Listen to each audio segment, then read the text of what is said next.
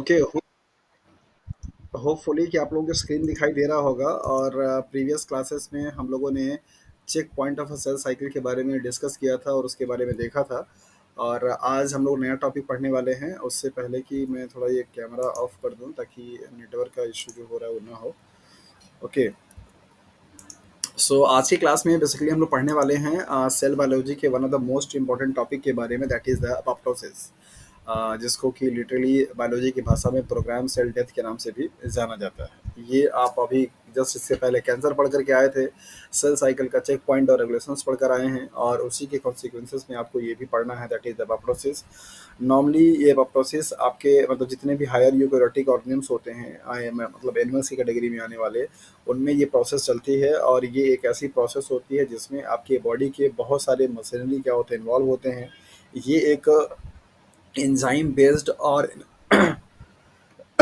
Energy consume कर करके perform होने वाली क्या है एक्टिविटी होती है, मतलब कह सकते हैं कि ये बायोकेमिकल रिएक्शंस होता है।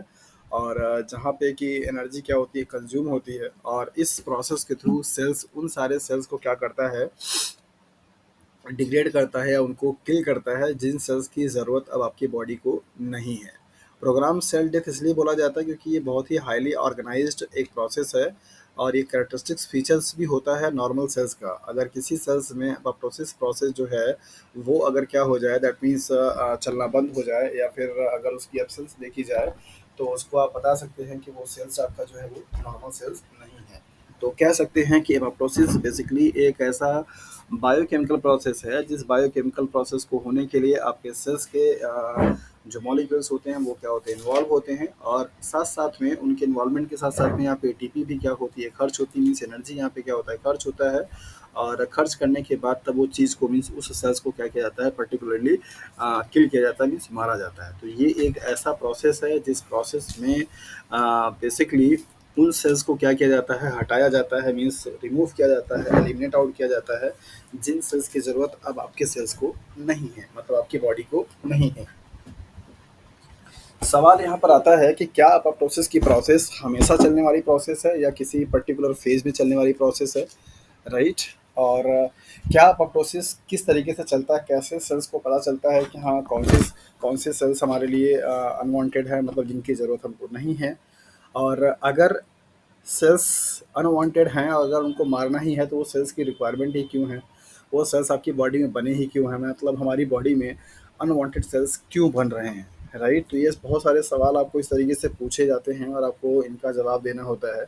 सो वन बाय वन हम लोग आज की पूरी क्लास में इस चीज़ को देखेंगे कि अपोप्टोसिस की प्रोसेस कितने लेवल पे सिग्निफिकेंस है, अपोप्टोसिस चलने के लिए क्या पाथवे हो सकते हैं, कौन सा वो फैक्टर होगा या कौन सा ऐसा सिग्निफिकेंट चेंजेस आएगा जिससे कि ये सेल को पता चलेगा कि हाँ ये वाले पर्टिकुलर सेल्स को क्या करना है, मारना है, और ये वाले सेल्स को छोड़ देना है, राइट। तो एक लाइन में अगर आपको अपोप्टोसिस को डिफाइन करना हो तो आप सिंपली बोल सकते हैं कि अपोप्टोसिस एक एनर्जी डिपेंडेंट बायोकेमिकल रिएक्शंस है जिसमें टारगेट सेल्स को, और टारगेट सेल्स वो होंगे जिनकी ज़रूरत हमारी बॉडी में अब नहीं होगी, टारगेट सेल्स को क्या किया जाए, एलिमिनेट आउट किया जाए, मीन्स उनको मार दिया जाए एक प्रोग्रामिंग करके। ऐसे प्रोसेस को बेसिकली आप अपोप्टोसिस के नाम से जानते हैं। Okay, the term apoptosis was coined in 1972 bye John कर, उनके थ्रू ये टर्म्स दिया गया था फर्स्ट टाइम पे। और ये इसके इस प्रोसेस का जो ऑब्जर्वेशंस था, जो डिस्कवरी थी, वो फर्स्ट टाइम पे किसमें किया गया, सी एलिगेंस में। तो आपसे सवाल यहाँ से पूछा जाता है कि अपोप्टोसिस की प्रोसेस किस ऑर्गेनिज्म में देखा गया था, या model organism for the apoptosis process इस तरीके से ऑप्शन आपको मिलेगा। और आपको ऑप्शन वहाँ पे क्या क्या मिलेगा, लाइक एज ड्रोसोफिला, जैसा कि आपको अच्छे तरीके से पता है कि एनिमल सिस्टम में कुछ कुछ ऐसे ऑर्गेनिज्म हैं जिनको कि आप मॉडल ऑर्गेनिज्म के नाम से जानते हैं, लाइक एज ड्रोसोफिला है, लाइक एज सी एलिगेंस है, लाइक एज ई कोलाई है, ये मैं पूरे की बात ही कर रहा हूँ, और लाइक एज आपका एरोडोसिस थैलियाना है। ये कुछ कुछ ऐसे आपके वो है, लाइक एज माइस है।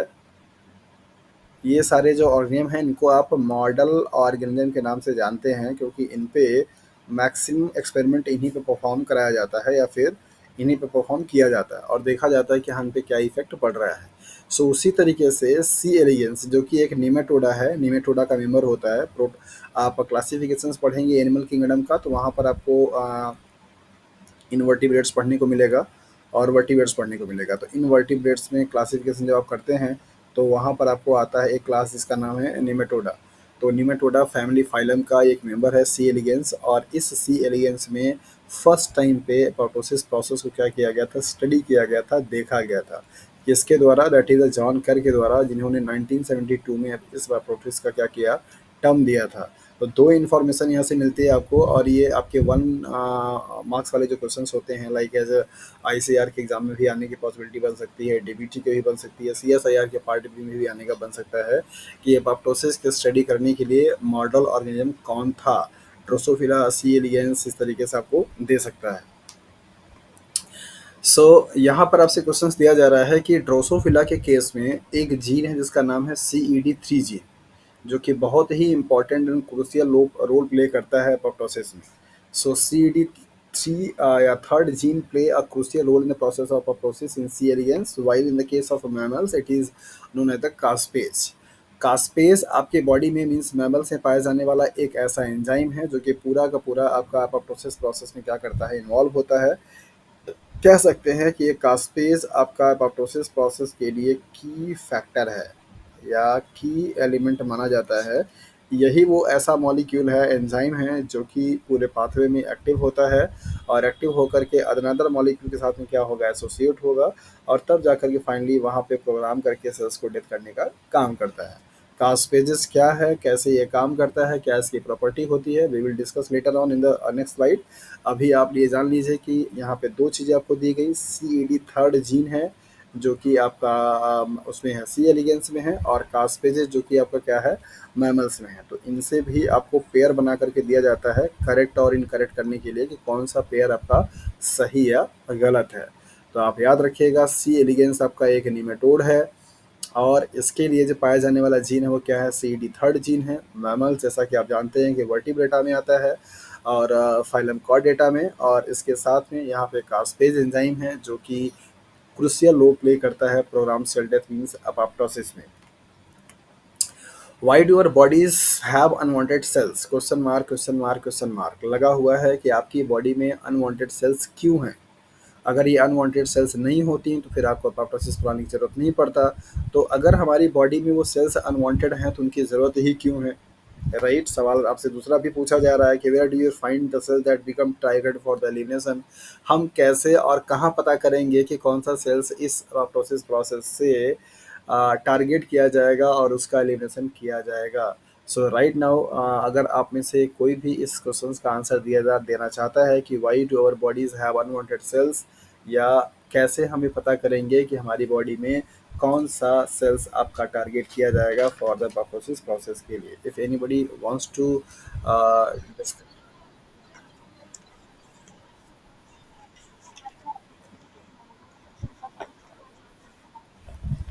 सवाल ये नहीं है कि कहाँ होता है, सवाल ये है कि हमारी बॉडी में अनवांटेड।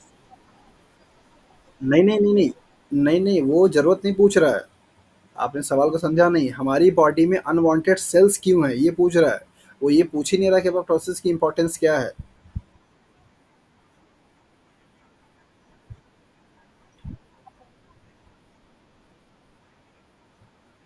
हाँ, तो यही सवाल उसका यही है कि आपकी बॉडी में सब कुछ अगर ऑर्गेनाइज्ड है प्रॉपर तरीके से, तो आपकी बॉडी को अनवांटेड सेल्स की रिक्वायरमेंट क्यों हो रही है, क्यों ज़रूरत है उसको, ये आपको बताना है।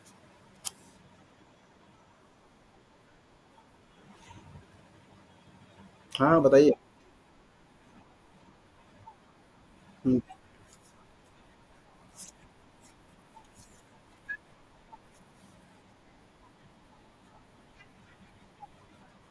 हम्म।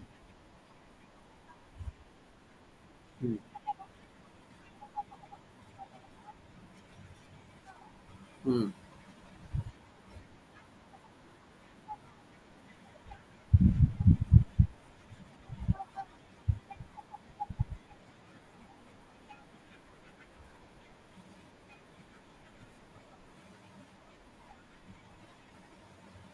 वेरी गुड, और कोई? चलिए, दो लोगों ने आंसर, दो लोगों ने आंसर किया। हाँ हाँ,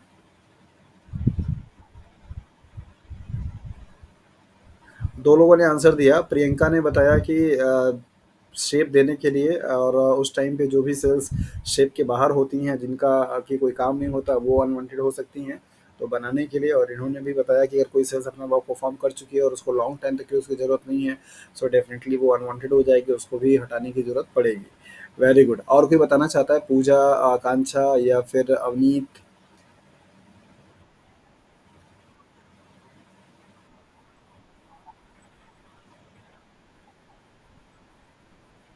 वेरी गुड, बहुत सही। म्यूटेशन भी।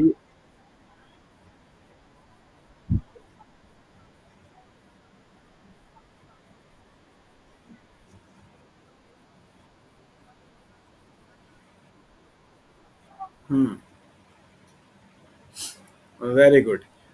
और कोई?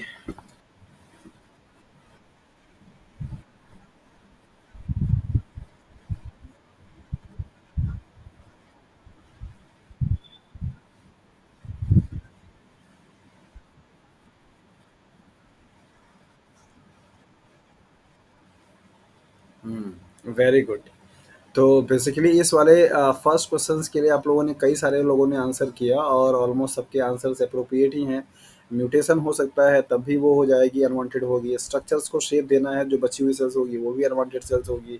या कोई सेल्स अपनी फंक्शंस को परफॉर्म कर चुकी है और उसका लॉन्ग टाइम तक अब जरूरत नहीं होगा, तब भी वो अनवांटेड ही होगा। और उस सारे केसेस को मिला करके आपको उन अनवांटेड सेल्स को क्या करना पड़ेगा, बाहर करना पड़ेगा, और जहाँ पे अपोप्टोसिस की प्रोसेस रिक्वायर्ड होगी। सो दूसरा सवाल आपसे ये है कि यहाँ पे कि कैसे हमें पता चलेगा कि कौन सी सेल्स, आपकी बॉडी में नंबर ऑफ ट्रिलियन सेल्स हैं, कैसे मालूम चलेगा कि हाँ ये वाली सेल्स पे अब अपटोसिस होनी है या ये वाली सेल्स पे अपटोसिस नहीं होने वाली है?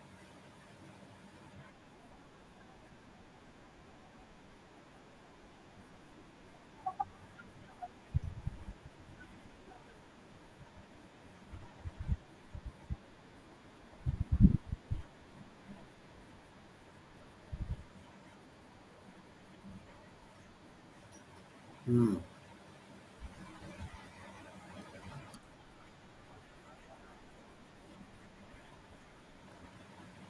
Very good. आपके मेम्ब्रेन में पाया जाने वाला एक लिपिड है जिसका नाम है फॉस्फोटिडाइल सेरीन, और ये आपका नेगेटिवली चार्ज अमाइनो एसिड, अरे सॉरी, लिपिड होता है।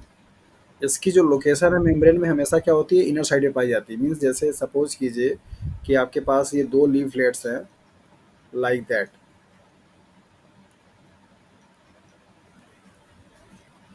ये मान ली ये हाँ, ये मान लीजिए कि आपका क्या है, साइटोप्लाज्मिक फेस है, और ये आपका मान लीजिए क्या है, एक्स्ट्रा सेलुलर है। तो ये वाली जो लीफलेट है, इसका कंपोनेंट है आपका फॉस्फोटिडाइल सेरीन। नॉर्मल कंडीशंस में ये जो आपका फॉस्फोटाइल सेरीन होता है, वो इनर लीफलेट पे पाया जाता है। कहाँ पे? इनर लीफलेट पे। जब किसी सेल्स में अपोप्टोसिस होनी होती है, दैट मीन्स कि वहाँ पे कुछ सिग्नल उसको मिलते हैं जिससे कि वो अब टारगेट करने वाली होती है, तो ये बेसिकली आपका फॉस्फोटाइल सेरीन का यहाँ पे क्या होता है, मूवमेंट हो जाता है। यहाँ से इनर से कहाँ की तरफ चला जाएगा, आउटर की तरफ। तो ये आउटर की तरफ जाना इस फॉस्फोटाइल का, जो कि नॉर्मल सेल्स को क्या करता है, सेपरेट करता है, यही इसके लिए एज अ सिग्नल साइड का काम करता है।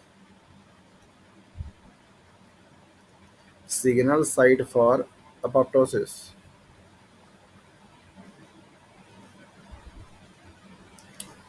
तो लगाइए इसको स्टार और इसको रखिए याद, क्योंकि ये सवाल आपसे पूछा जा चुका है कि कौन सा वो लिपिड है जो कि एपोप्टोसिस की प्रोसेस में एज अ सिग्नल मॉलिक्यूल का काम करता है, और उसमें किस तरीके का ओरिएंटेशन चेंज होता है, outer to inner, inner to outer, किस तरीके से होगा, ये आपको ध्यान में रखना है।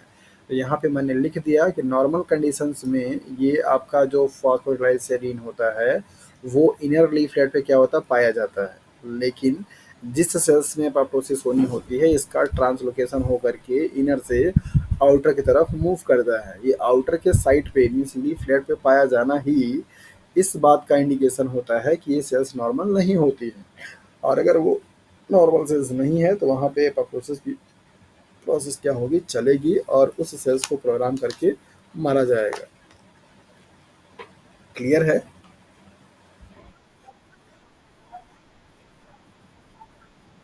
हाँ, हाँ, बिल्कुल मैंने सुन लिया था। आपकी आवाज़ मैंने सुन लिया था और मैं समझ भी गया था कि आप वही बोलना चाहती हैं। और ये एग्ज़ाम में सवाल पूछा जा चुका है लिपिड के नाम से और इसके ओरिएंटेशन से। दोनों ही पॉइंट बड़ी इम्पोर्टेंट हैं, इन दोनों को ही अच्छे से समझ लीजिएगा।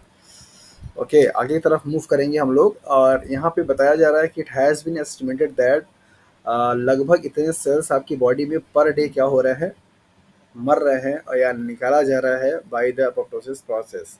सो आपकी बॉडी में अपोप्टोसिस प्रोसेस चलने वाली एक ऐसी प्रोसेस है जो कि कॉन्टिन्यूसली पर डे क्या हो रही है, चल रही है। इतने सेल्स का एस्टिमेशन दिया गया है कि लगभग इतने सेल्स हर दिन आपकी बॉडी से अपोप्टोसिस के थ्रू क्या किए जा रहे हैं, किल किए जा रहे हैं, मीन्स एलिमिनेट आउट किए जा रहे हैं। तो कौन कौन, हाँ जी,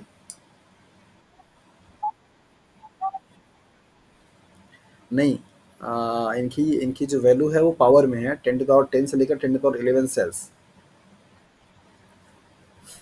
ये जो वैल्यू है वो इस तरीके से लेकर के 10 to the power 11 सेल्स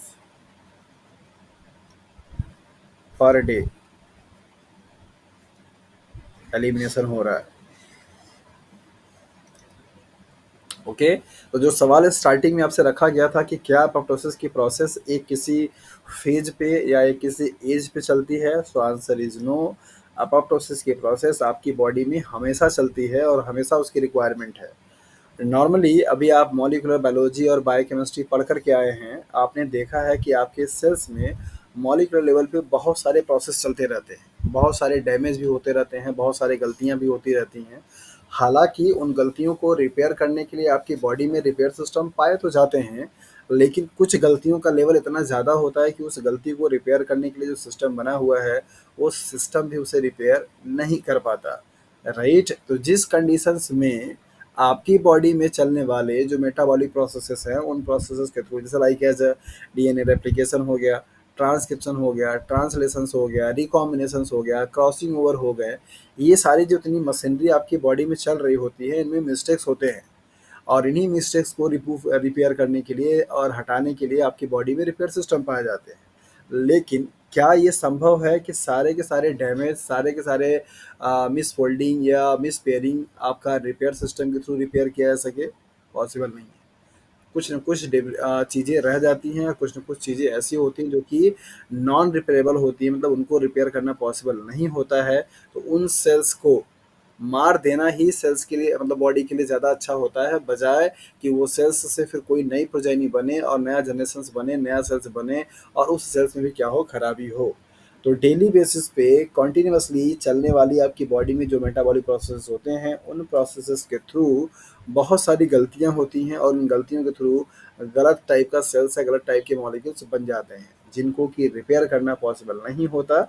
और उन सारे अनरिपेयर किए जाने वाले या नॉन रिपेयर किए जाने वाले सेल्स को किल किया जाता है, एलिमिनेट आउट किया जाता है by the process of apoptosis. So यहाँ पर आपको एस्टिमेशन दिया गया है कि 10 to the power 10 से लेकर के 10 to the power 11 cells per day death किए जा रहे हैं, किसके through? That is the apoptosis के through. Apoptosis is involved in the elimination of cells that have sustainable irreparable genomic damages। अगर किसी सेल्स में ऐसा कोई जीनोमिक डैमेज हो जाए जिसको कि रिपेयर करना संभव ना हो, तो उस सेल्स की जो जीनोमिक स्टेबिलिटी है वो ख़राब हो जाती है। और उस स्टेबिलिटी के को अगर जो कि ख़राब हो चुकी है, आगे वाले सेल्स में अगर जाएगी तो ज़्यादा डैमेज करेगा। दैट इज़ वाई ये फार बेटर होता है कि उस सेल्स को टारगेट किया जाए और उस सेल्स को वहीं पे क्या किया जाए, ख़त्म कर दिया जाए। तो एपोप्टोसिस की प्रोसेस उन सारे मॉलिक्यूलर प्रोसेसेस में भी इन्वॉल्व होने वाले जो सेल्स हैं उनमें भी चलता है, जिनमें कि डैमेज ऐसे हो जाए जिनको रिपेयर करना पॉसिबल ना हो। Apoptosis appears to be involved in the neurodegenerative disease such as the Alzheimer's, Parkinson's and Huntington's। ये सभी डिजीज ऐसे हैं जिसमें कि आपका न्यूरॉन सिस्टम्स का फंक्शंस क्या होता है, डिस्टर्ब हो जाता है। तो उन न्यूरॉन सेल्स वाले जो सिस्टम्स होते हैं, मतलब जो सेल्स होती हैं, उनको जो डैमेज हो चुकी होती हैं उनको क्या किया जाता है, किल किया जाता है। तो ये भी पॉइंट आपसे एग्ज़ाम में डिमांड करता है कि कौन-कौन से ऐसे डिजीज़ हैं जिनको कम करने के लिए एपोप्टोसिस की प्रोसेस, मतलब ये नेचुरल जो मैकेनिज़्म है उन डिजीज़ के इफ़ेक्ट को कम करने के लिए ये क्या है, दैट इज़ द एपोप्टोसिस है।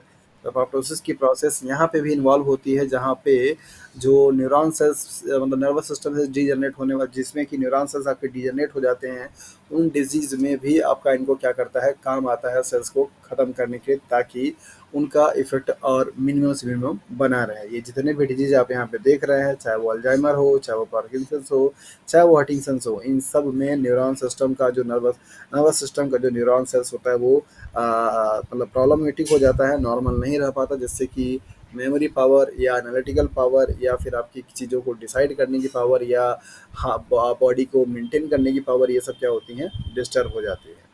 A normal occurrence in which a sequence of event lead to the death of the cells, एक ऐसी प्रोसेस जो कि सीक्वेंस वाइज में होती है और सीक्वेंस से चलते चलते एक उस अंजाम तक ले जाती है जहाँ पे सेल्स को फाइनली क्या करना है, मरना होता है। तो एपोप्टोसिस एक नॉर्मल अकरेंस है, मीन्स नॉर्मल प्रोसेस होती है। इसमें कई सारे इवेंट्स होते हैं और कई सारे मतलब मॉलिक्यूल्स इन्वॉल्व होते हैं, और अल्टीमेटली सेल को टारगेट करके उसको क्या किया जाता है, डेथ कराया जाता है। Death by apoptosis is neat and only process, मतलब जो एपोप्टोसिस के थ्रू किसी भी सेल्स का डेथ कराया जा रहा है वो काफ़ी ज़्यादा क्लियर और टारगेट बेस्ड होता है, और उसमें कोई भी प्रोसेस आपकी प्रॉब्लमेटिक नहीं होती है। ऐसे ही एक टर्म आपको और भी दिया जाता है, दैट इज़ अ नेक्रोसिस। तो यहाँ से सवाल आपसे पूछा जाता है कि नेक्रोसिस में और एपोप्टोसिस में बेसिकली क्या डिफरेंस है, और दोनों में आप बताते हैं कि एपोप्टोसिस एक प्रोग्राम की हुई चीज़ होती है, नेक्रोसिस एक आपका क्या है, रैंडम है और एक्सीडेंटल। किसी भी सेल्स का, किसी भी टिश्यूज़ का रैंडमली एक्सीडेंटल अगर डैमेज हो जाता है तो आप उसको क्या बोलते हैं, दैट इज़ द नेक्रोसिस। जबकि अगर उसी सेल्स को मारने के लिए पूरा प्रोग्राम किया जाए और उस सेल्स को पहले टारगेट किया जाए और उसको एलिमिनेट आउट किया जाए तो उसको आप बोलते हैं that is the apoptosis. Apoptosis की प्रोसेस के थ्रू आपकी जो सेल्स की डेथ की कराई जा रही है, उन सेल्स से आपकी बॉडी में होने वाले जो मेटाबॉलिक रिएक्शंस होते हैं उन पे कोई हैम्परनेस नहीं आती है। जबकि नेक्रोसिस से आपकी लाइव और एक्टिव सेल्स क्या करती हैं, डेथ कर जाती हैं, जिससे कि उस ऑर्गेनिजम्स के जो मेटाबॉलिक प्रोसेस होती हैं नॉर्मल होने वाली, वो क्या होती हैं, डिस्टर्ब हो जाती हैं। तो necrosis just as accident, means accident होना। आप सपोज कीजिए कि आप जा रहे हैं, अचानक से आपको किसी पत्थर के टुकड़े से चोट लग गया, आपकी सेल्स वहाँ पे डैमेज हो गए, दैट इज़ कॉल्ड नेक्रोसिस। आप कहीं जा रहे हैं और गलती से भी किसी से आपको टकरा हो गया, गुस्सा हो गया, किसी ने आपको बीट दिया और आपको अच्छे से पंच दे दिया, तो जहाँ पे पंच देगा वहाँ पे आपकी सेल्स रेड हो जाती हैं, खराब हो जाती हैं, दैट इज़ कॉल्ड नेक्रोसिस। तो नेक्रोसिस एक रैंडम और एक्सीडेंटल केस है जहाँ पे सेल्स ऐसे एक्टिव सेल्स जो कि मर जाती हैं। एपोप्टोसिस एक प्रोग्राम किया हुआ और बायोकेमिकल प्रोसेस है जहाँ पर ऐसे सेल्स मरते हैं जिनका कि जिसके मर जाने से आपके सेल्स में होने वाली बायोकेमिकल जो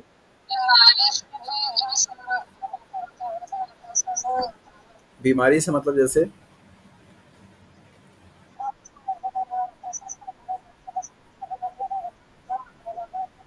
हुँ,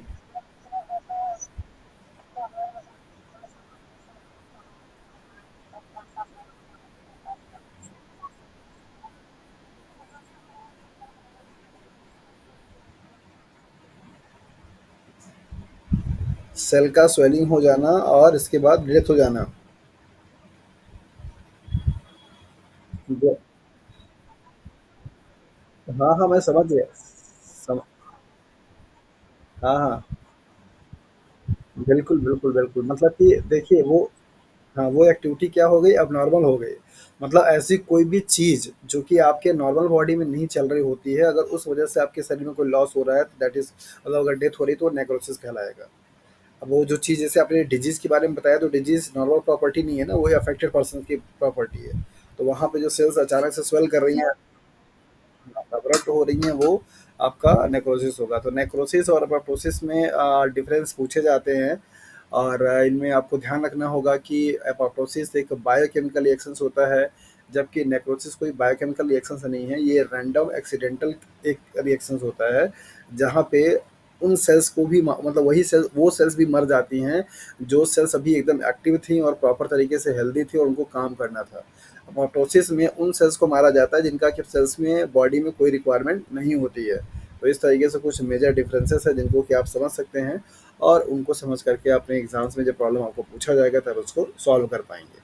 जो सेल्स अपोप्टोसिस के लिए जाने वाली हैं उन सेल्स का नॉर्मल सेल्स के कंपैरिजन में क्या डिफरेंसेस आ जाता है कि जिसकी वजह से वो सेल्स टारगेट किए जाते हैं एलिमिनेशन पर्पस के लिए। तो देखते हैं कि what are the possible characteristics features of the apoptosis cells that may be very helpful for the determination of a normal cells and targeted cells, that is the apoptosis cells. So overall shrinkage in a volume of the cells and its nucleus. Normal sales के comparison में अगर आप apoptosis sales की बात करेंगे तो overall जो उनका साइज होगा सेल का या न्यूक्लियस का वो क्या किया श्रिंक किया हुआ रहेगा, मीन्स सिकुड़ा हुआ रहेगा।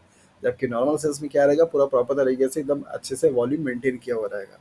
तो वॉल्यूम का मेंटेन ना होना भी एक तरीके का इंडिकेटर है। Loss of adhesion to the neighbouring cells. Normal conditions पे अगर आप बात करेंगे तो जो सेल्स होती हैं वो नेबर वाले सेल्स पे क्या रहती हैं, प्रॉपर्ली ऐसे कॉम्पैक्टली पैक्ड रहती हैं, इनका एसोसिएशन रहता है। जबकि जो सेल्स आपकी एपोप्टोसिस में जाने वाली हैं नेबरिंग सेल्स से इनका एडेशन क्या होता है, लूज हो जाता है। वजह, जब ये सेल्स का साइज कम होता है तो ये भी सेल्स का साइज कम होगा, तो ऑटोमेटिकली यहाँ पे स्पेस बनेगा उनमें। जो भी सेल के एडेशन में पार्टिसिपेट करने वाले मॉलिक्यूल्स होते हैं उनका बॉन्डिंग कम हो जाती है और नेबरिंग सेल्स से उनका अटैचमेंट भी क्या होगा, वीक हो जाता है। Formation of blebs at the cell surface. ऐसे ब्लेब्स बन जाते हैं, मतलब ऐसे उभार हुआ आपको दिखाई देना शुरू करेगा सेल के सरफेस पे, जो कि आपका एक इंडिकेटर होता है एपोप्टोसिस के होने का। The dissections of the chromatin into the fragment. Normal conditions पे अगर आप बात करेंगे तो नॉर्मल जो सेल्स होंगे उनके क्रोमेटिन थ्रेड लाइक ही होते हैं, लेकिन लॉन्ग होते हैं, फ्रेगमेंटेड नहीं होते हैं। जबकि जिस सेल्स का अपोप्टोसिस होना है उस सेल्स के जो क्रोमेटिन होंगे या जो मटेरियल होगा वो क्या होगा, फ्रेगमेंटेड होगा, छोटे छोटे पार्ट में टुकड़ा भी टूटा हुआ होगा। और ये चीज़ दिखाता है कि उसका जेनेटिक स्टेबिलिटी क्या है, कम हो चुकी है, लॉस हो चुकी है। Rapid engulfment of the corpse by the phagocytosis. Phagocytosis की प्रोसेस अपोप्टोसिस वाली जो सेल्स होती हैं उनमें ज़्यादा हो जाता है, मतलब उनको जल्दी जल्दी क्या किया जाता है, फैगोसाइटोसिस की प्रोसेस इन्हांस हो जाएगी। जबकि नॉर्मल कंडीशंस की जो सेल्स होती है उनमें ऐसा नहीं होता है।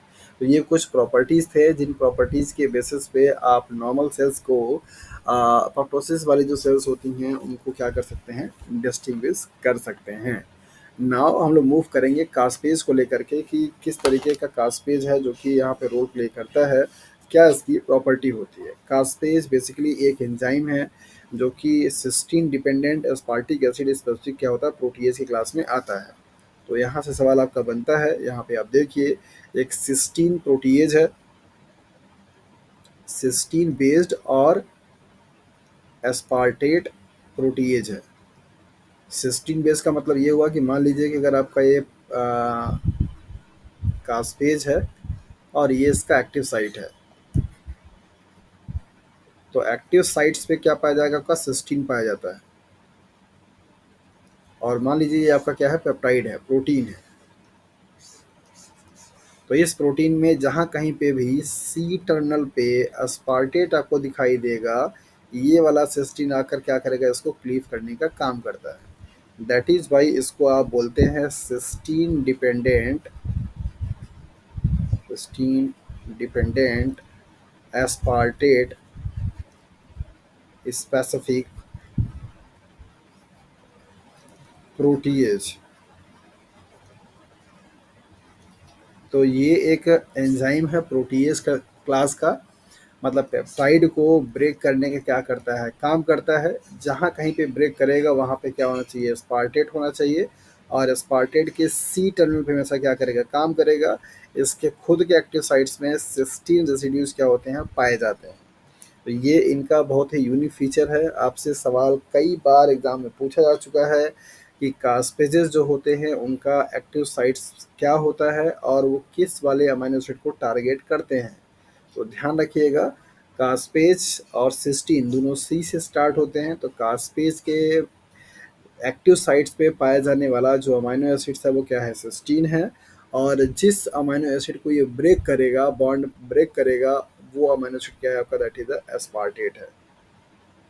ठीक है, तो यहाँ पर आपको लिखा है कि group of cysteine proteases that activated at an early stage of apoptosis and responsible for triggering most of the biochemical reactions। ये एक आपका cysteine based aspartate specific protease enzyme होता है, जो कि एपोप्टोसिस के प्रोसेस में बहुत अच्छे से क्या करता है, रोल प्ले करता है और प्रोटीन को डिग्रेड करने के लिए। Apoptosis can be triggered by both external and internal stimuli. दोनों तरीके के स्टिमुलाई से एपोप्टोसिस का जो शुरुआत है वो हो सकती है, एपोप्टोसिस की प्रोसेस स्टार्ट हो सकती है। एक्सटर्नल का मतलब लाइक है, जैसे आपका मतलब हीट हो सकता है, सैलिनिटी हो सकती है, विंड हो सकता है, टेम्परेचर हो सकता है, कोई भी चीज़ हो सकती है जो कि एक्सटर्नल हो। और इंटरनल का मतलब कि आपके बॉडी में जो खुद से कोई चीज़ पाई जा रही है, कोई मॉलिक्यूल्स हो, कोई एंजाइम्स हो, कोई दूसरा निगेटिव पार्ट हो, कुछ भी चीज़ जो कि आपकी बॉडी के अंदर में पड़ता हो। अगर ये दोनों चीज़ें जब होती हैं तो मतलब ये इंटरनल भी हो सकता है और एक्सटर्नल भी हो सकता है। तो इन्हीं सोर्स ऑफ इन स्टिमुलस के बेसिस पे अपोप्टोसिस में चलने वाली जो प्रोसेस होती है, इनको दो कैटेगरी में क्या किया जाता है, डिवाइड किया जाता है। तो उसको जानने से पहले कास्पेज के बारे में इंफॉर्मेशन जो आपको दी गई, होपफुली कि आपको समझ में आ चुका होगा। कास्पेजेस जो होते हैं वो बेसिकली इनएक्टिव फॉर्म में क्या होते हैं, पाए जाते हैं, जिनको कि हम लोग प्रो कास्पेज के नाम से जानते हैं।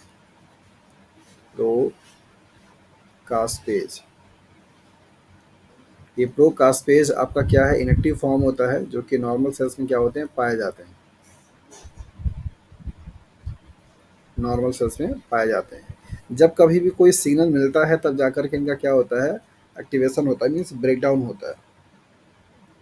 जब ये एक्टिव होते हैं तो क्या होते हैं, दो यूनिट में टूट जाते हैं, एक आपका स्मॉल यूनिट में और एक आपका लार्ज यूनिट में। मतलब पहले प्रो कॉस्पेज जो होगा आपका इनएक्टिव फॉर्म में होगा, और इसके बाद जब कभी भी कोई भी आपको स्टिमुलाई मिलेगी तो क्या होंगे, टूट जाएंगे। और टूटने के बाद बेसिकली क्या बनाते हैं, डाइमर बनाते हैं, जिसको कि बोलते हैं हेटेरोडाइमर। मान लीजिए ये छोटा वाला यूनिट है और ये बड़ा वाला यूनिट है, तो आपस में क्या होंगे, कंबाइंड होंगे। कंबाइंड होने के बाद क्या करेंगे, हेटेरोडाइमर का क्या करते हैं, फॉर्मेशन करते हैं,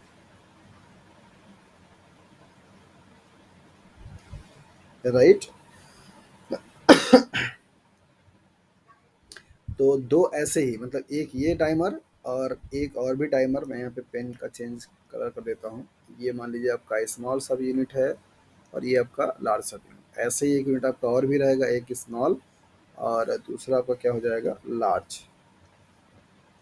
तो दो हेटेरोडाइमर, ये भी हेटेरोडाइमर, ये भी हेटेरोडाइमर, ये दोनों आपस में क्या करेंगे, मिलेंगे तो यहाँ पे क्या बनाएंगे, यहाँ पे क्या बनाएंगे, टेट्रामर बनाते हैं। दो ऐसे ये वाले और दो ऐसे ये वाले मिल करके क्या बनाते हैं, टेट्रामर।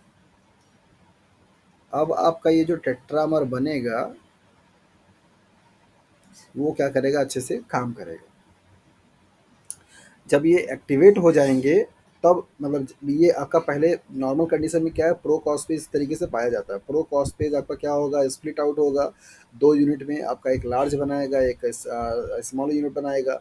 दोनों आपस में कंबाइंड होंगे तो क्या बनाएगा, होमोडाइमर बनाता है, मतलब हेटेरोडाइमर बनाता है। और ऐसे ही दो यूनिट आपस में कंबाइंड होकर क्या बनाते हैं, टेट्रामर बनाते हैं। एक बार जब आपका ये एक्टिवेट हो जाएगा तो कास्पेजेस जो होते हैं वो क्लीव हो जाते हैं, मतलब एक्टिवेट होने के दौरान, और इस तरीके से उनमें आपका ये वाला फॉर्मेशन यूनिट हो जाएगा और ये जाकर के पूरा जो रिएक्शंस होगा उसे क्या करेगा, एम्पलीफाई करेगा। मतलब अब आपका ये जो कंपाउंड होगा ये जाकर के किसी भी प्रोटीन को क्या करेगा, प्रोटियोलाइटिक क्लीवेज करेगा, जिससे कि आपका वो प्रोसेस फर्दर आगे क्या होगा, आपका चलता जाएगा। तो इनके एक्टिवेशंस को लेकर के या इनके सेल्स में पाए जाने की चीज़ों को लेकर के कभी-कभी आपसे पूछा जाता है कि कैसे पाए जाते हैं। आप याद रखिए कि नॉर्मल कंडीशंस पे ये प्रोकास्पेस क्या होंगे, ऐसे इनएक्टिव फॉर्म में होंगे। प्रोकास्पेस का मतलब कि कास्पेस से पहले, प्रायर टू द कास्पेस, तो ये क्या कहलाएगा, इनएक्टिव फॉर्म। जबकि ये क्या कहलाएगा, that is the active form. क्या कहलाएगा, active form, right.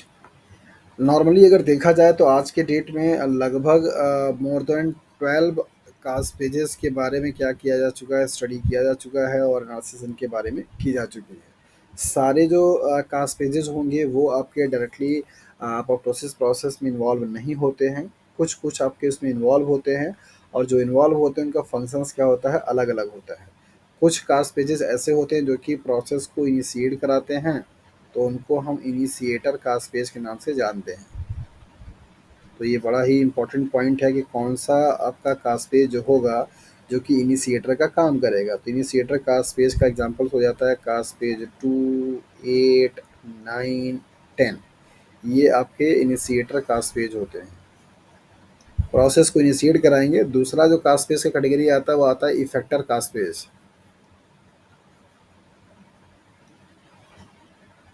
Effector caspase, effector caspase का मतलब ये हुआ कि ये ऐसे वाले होंगे जो कि क्या करेंगे, काम करेंगे, मतलब मेटाबॉलिक प्रोसेस को आगे की तरफ क्या करेंगे, प्रोसीड कराएंगे और उसमें रिएक्शंस में इन्वॉल्व होंगे। तो इनके लिए एग्जांपल क्या है, 3 है, 6 है, 7 है। ये आपके एग्जांपल्स हैं इफेक्टर वाले के, और ये एग्जांपल्स आपके इनिशिएटर वाले के। तो कास्ट पेजेस नॉर्मल कंडीशंस में इनएक्टिव फॉर्म में पाए जाते हैं।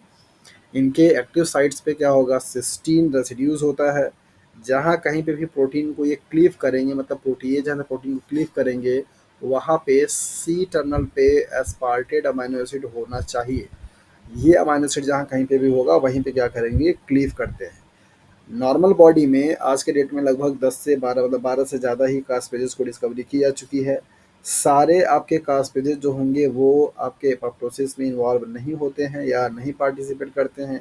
और उसमें से जो इन्वॉल्व होते हैं उनमें दो कैटेगरी आपको बताई जाती है। नंबर पहला, जो कि प्रोसेस को इनिशिएट कराते हैं तो उनको इनिशिएटर बोला जाता है, जहाँ पे एग्जांपल आपने देखा caspase 2, caspase 8, caspase 9, caspase 10। कुछ ऐसे होते हैं जो कि क्या करते हैं, इफ़ेक्ट करते हैं, मतलब फंक्शंस को परफॉर्म करते हैं। अल्टीमेटली जो गोल होता है वो परफॉर्म करते हैं। तो वो आपके क्या कहलाते हैं, that is the effector caspase कहलाते हैं। उनका एग्जांपल है ये caspase number 3, caspase number 6, caspase number 7। किसी भी सेल्स में, मतलब किसी भी बॉडी में कोई सा भी कास्ट पेज हो, उसकी सिंथेसिस हमेशा क्या होती है, इनएक्टिव फॉर्म में होती है, मतलब वो इनएक्टिव फॉर्म में ही रहेगा। और इनएक्टिव से इसको जब एक्टिव होना होगा तो ये वाला पूरा प्रोसेस आपका चलेगा यहाँ से लेकर के यहाँ तक का। ओके, तो कास्पेस के बारे में ये कुछ इन्फॉर्मेशन थी जिसको कि आपको थोड़ा सा समझना है। अगर कहीं पे भी किसी को कुछ भी दिक्कत हो तो उसको पूछ सकता है कि कास्पेस क्या है, कैसे है, या आगे बढ़ें।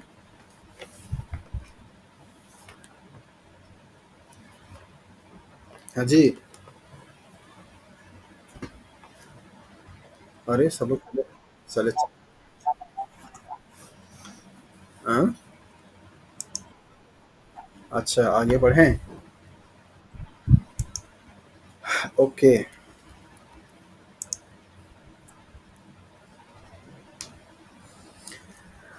External stimuli activate apoptosis by a signaling pathway called the extincting pathway of apoptosis। अगर apoptosis को चलाने के लिए जो सिग्नल मिल रहा है, जो स्टिमुलाई मिल रही है, वो एक्सटर्नल होगी, तो उस एक्सटर्नल स्टिमुलाई के थ्रू apoptosis को चलाने के लिए जो पाथवे चलेगा उसको एक्सटिंक्टिंग पाथवे ऑफ अपोप्टोसिस के नाम से जाना जाता है। और अगर स्टिमुलाई क्या हो, इंटरनल हो, तो उसे क्या बोलेंगे, इंट्रिंसिक पाथवे ऑफ अपोप्टोसिस के नाम से जाना जाता है।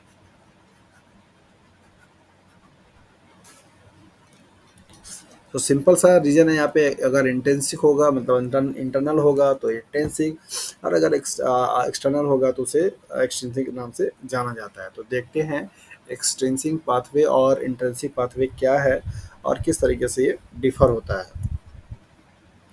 A stimulus for apoptosis is carried by an extracellular messenger proteins called tumor necrosis factor, that is the TNF। ये एक फैक्टर है जो कि ट्यूमर नेक्रोसिस जैसा नाम ही समझ में आ रहा है आपको। तो ये एक्सटर्नल फैक्टर होता है, एक्स्ट्रासेलुलर, जो कि इस पाथवे का सबसे इनिशिएटर मॉलिक्यूल के नाम से भी जाना जाता है। TNF means tumor necrosis factor is produced by certain cells of the immune systems in response to the adverse condition। जब आपकी बॉडी बहुत ज़्यादा हाइपोक्सिक कंडीशंस में हो, बहुत ज़्यादा स्ट्रेस कंडीशन में हो, बहुत ज़्यादा एडवर्स कंडीशंस में हो, उस कंडीशंस में इम्यून सेल्स आपका क्या करता है, कुछ सेल्स बनाता है और उन सेल्स से आपका बनता क्या, that is the tumour necrosis factor. जैसे आप लोगों को इम्यूनोलॉजी पढ़ा चुका हूँ, आप लोगों ने पढ़ा है कि आपकी जो टी सेल्स होती है वो टी सेल्स पहले क्या करती है, डिफ्रेंशिएट हो जाती है टी हेल्पर सेल्स में और टी साइटोटॉक्सिक सेल्स में। पढ़ा है आप लोगों ने। साइटोटॉक्सिक जो सेल्स होती है वो आपका क्या करती है, किलिंग का काम करती है। टी हेल्पर जो सेल्स होती है क्या बनाती है, साइटोकाइंस बनाती है।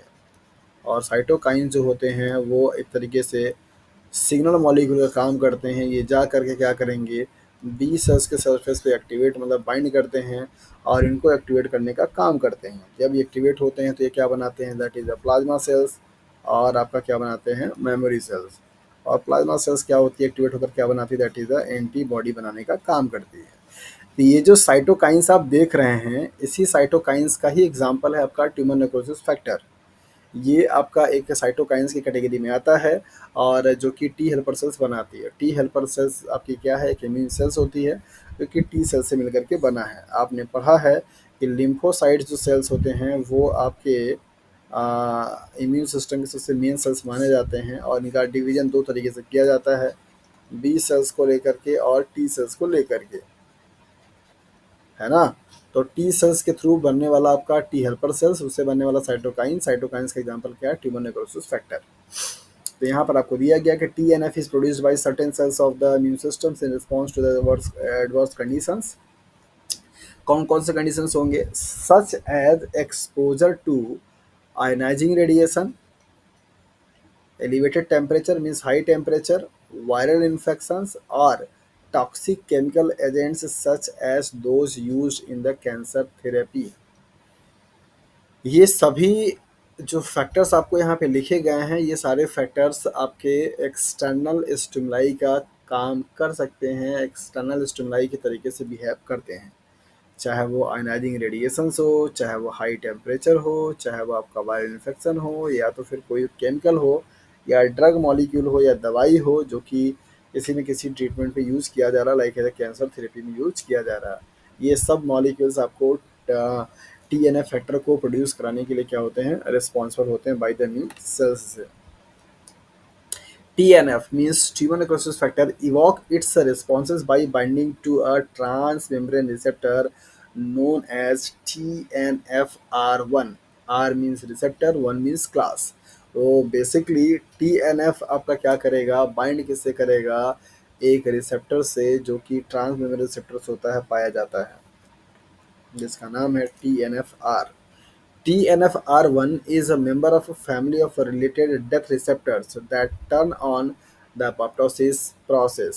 जब इन दोनों की क्या होती है, बाइंडिंग हो जाती है, तो वहाँ पे कैस्केड चलना शुरू हो जाता है, जिसके थ्रू आपका अपॉप्टोसिस की जो प्रोसेस होती है वो क्या होती है, ऑन हो जाती है, मीन्स एक्टिवेट हो जाती है। इस पूरे पॉइंट का जो समरी है वो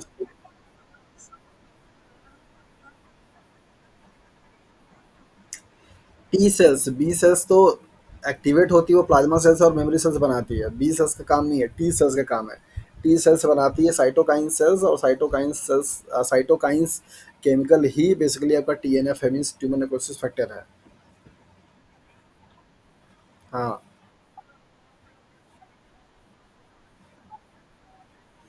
टॉल रिसेप्टर आपका टी सेल रिसेप्टर पे पाया जाता है, मीन्स जो टी सेल का सरफेस होती है इससे पाई जाती है। देखिए, ये जो आपका टी सेल है यहाँ पे आपका पाया जाता है रिसेप्टर, जिसको आप टी सी आर के नाम से जानते हैं, या टॉल रिसेप्टर। यहाँ पे ये बाइंड करेगा कोई भी मॉलिक्यूल, और ये मॉलिक्यूल तब बाइंड करेगा जब पहले से ही आपका एमएससी मॉलिक्यूल से क्या किया रहेगा, बाइंड किया रहेगा। पढ़ा है आपने कि बी सेल्स तो हमेशा फ्री फॉर्म पे पाए जाने वाले जो एंटीजेंस होते हैं उनसे बाइंड करता है, लेकिन टी सेल्स कभी भी फ्री वाले एंटीजन से बाइंड नहीं करेगा। वो तब बाइंड करेगा जब एमएचसी मॉलिक्यूल्स से बाइंड किया हुआ कोई भी प्रोटीन मॉलिक्यूल, कोई भी एंटीजन मॉलिक्यूल होगा, तब जा करके आपका बनाएगा क्या यहाँ पे ये। इसीलिए बताया जाता है कि बी सेल्स के कंडीशंस में हमेशा बाइनरी कंपाउंड बनते हैं। क्या बनते हैं, बाइनरी कंपाउंड बनते हैं। टी सेल की कंडीशन से हमेशा यहाँ पे देखिए 1 2 3, ये आपका रिसेप्ट, ये क्या होगा, एमएससी मॉलिक्यूल होगा, ये आपका टी सेल रिसेप्टर्स होगा, और ये क्या होगा, आपका एंटीजन होगा। दैट इज वाई आप इसको टर्नरी या टर्नरी और ट्राई कॉम्प्लेक्स कंपाउंड बोलते हैं।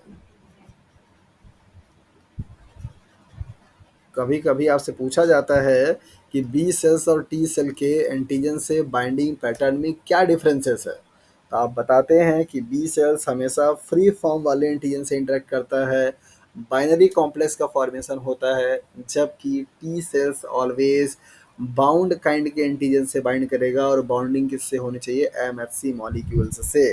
तो हमेशा वहाँ पे टर्नरी कॉम्प्लेक्स बनेगा। तो टू टोल रिसेप्टर जो है आपका वो ये है। साइटोकाइन केमिकल है, क्या है, केमिकल है, जो कि टी सेल्स जब एक्टिवेट होगा तो वो बनाता क्या है, टी हेल्पर सेल्स और T cytotoxic cells. Helper cells बनाती है आपकी साइटोकाइन।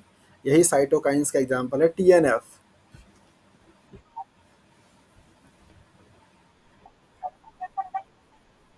जी हाँ, जो वायरस को मारने में काम आता है। इंटरल्यूकिन जो होता है, जितने भी वायरल इन्फेक्शंस होते हैं उनको मारने में काम आता है, और उनके लिए जो बनने वाला आपका साइटोकाइंस होगा वो इंटरल्यूकिन होते हैं।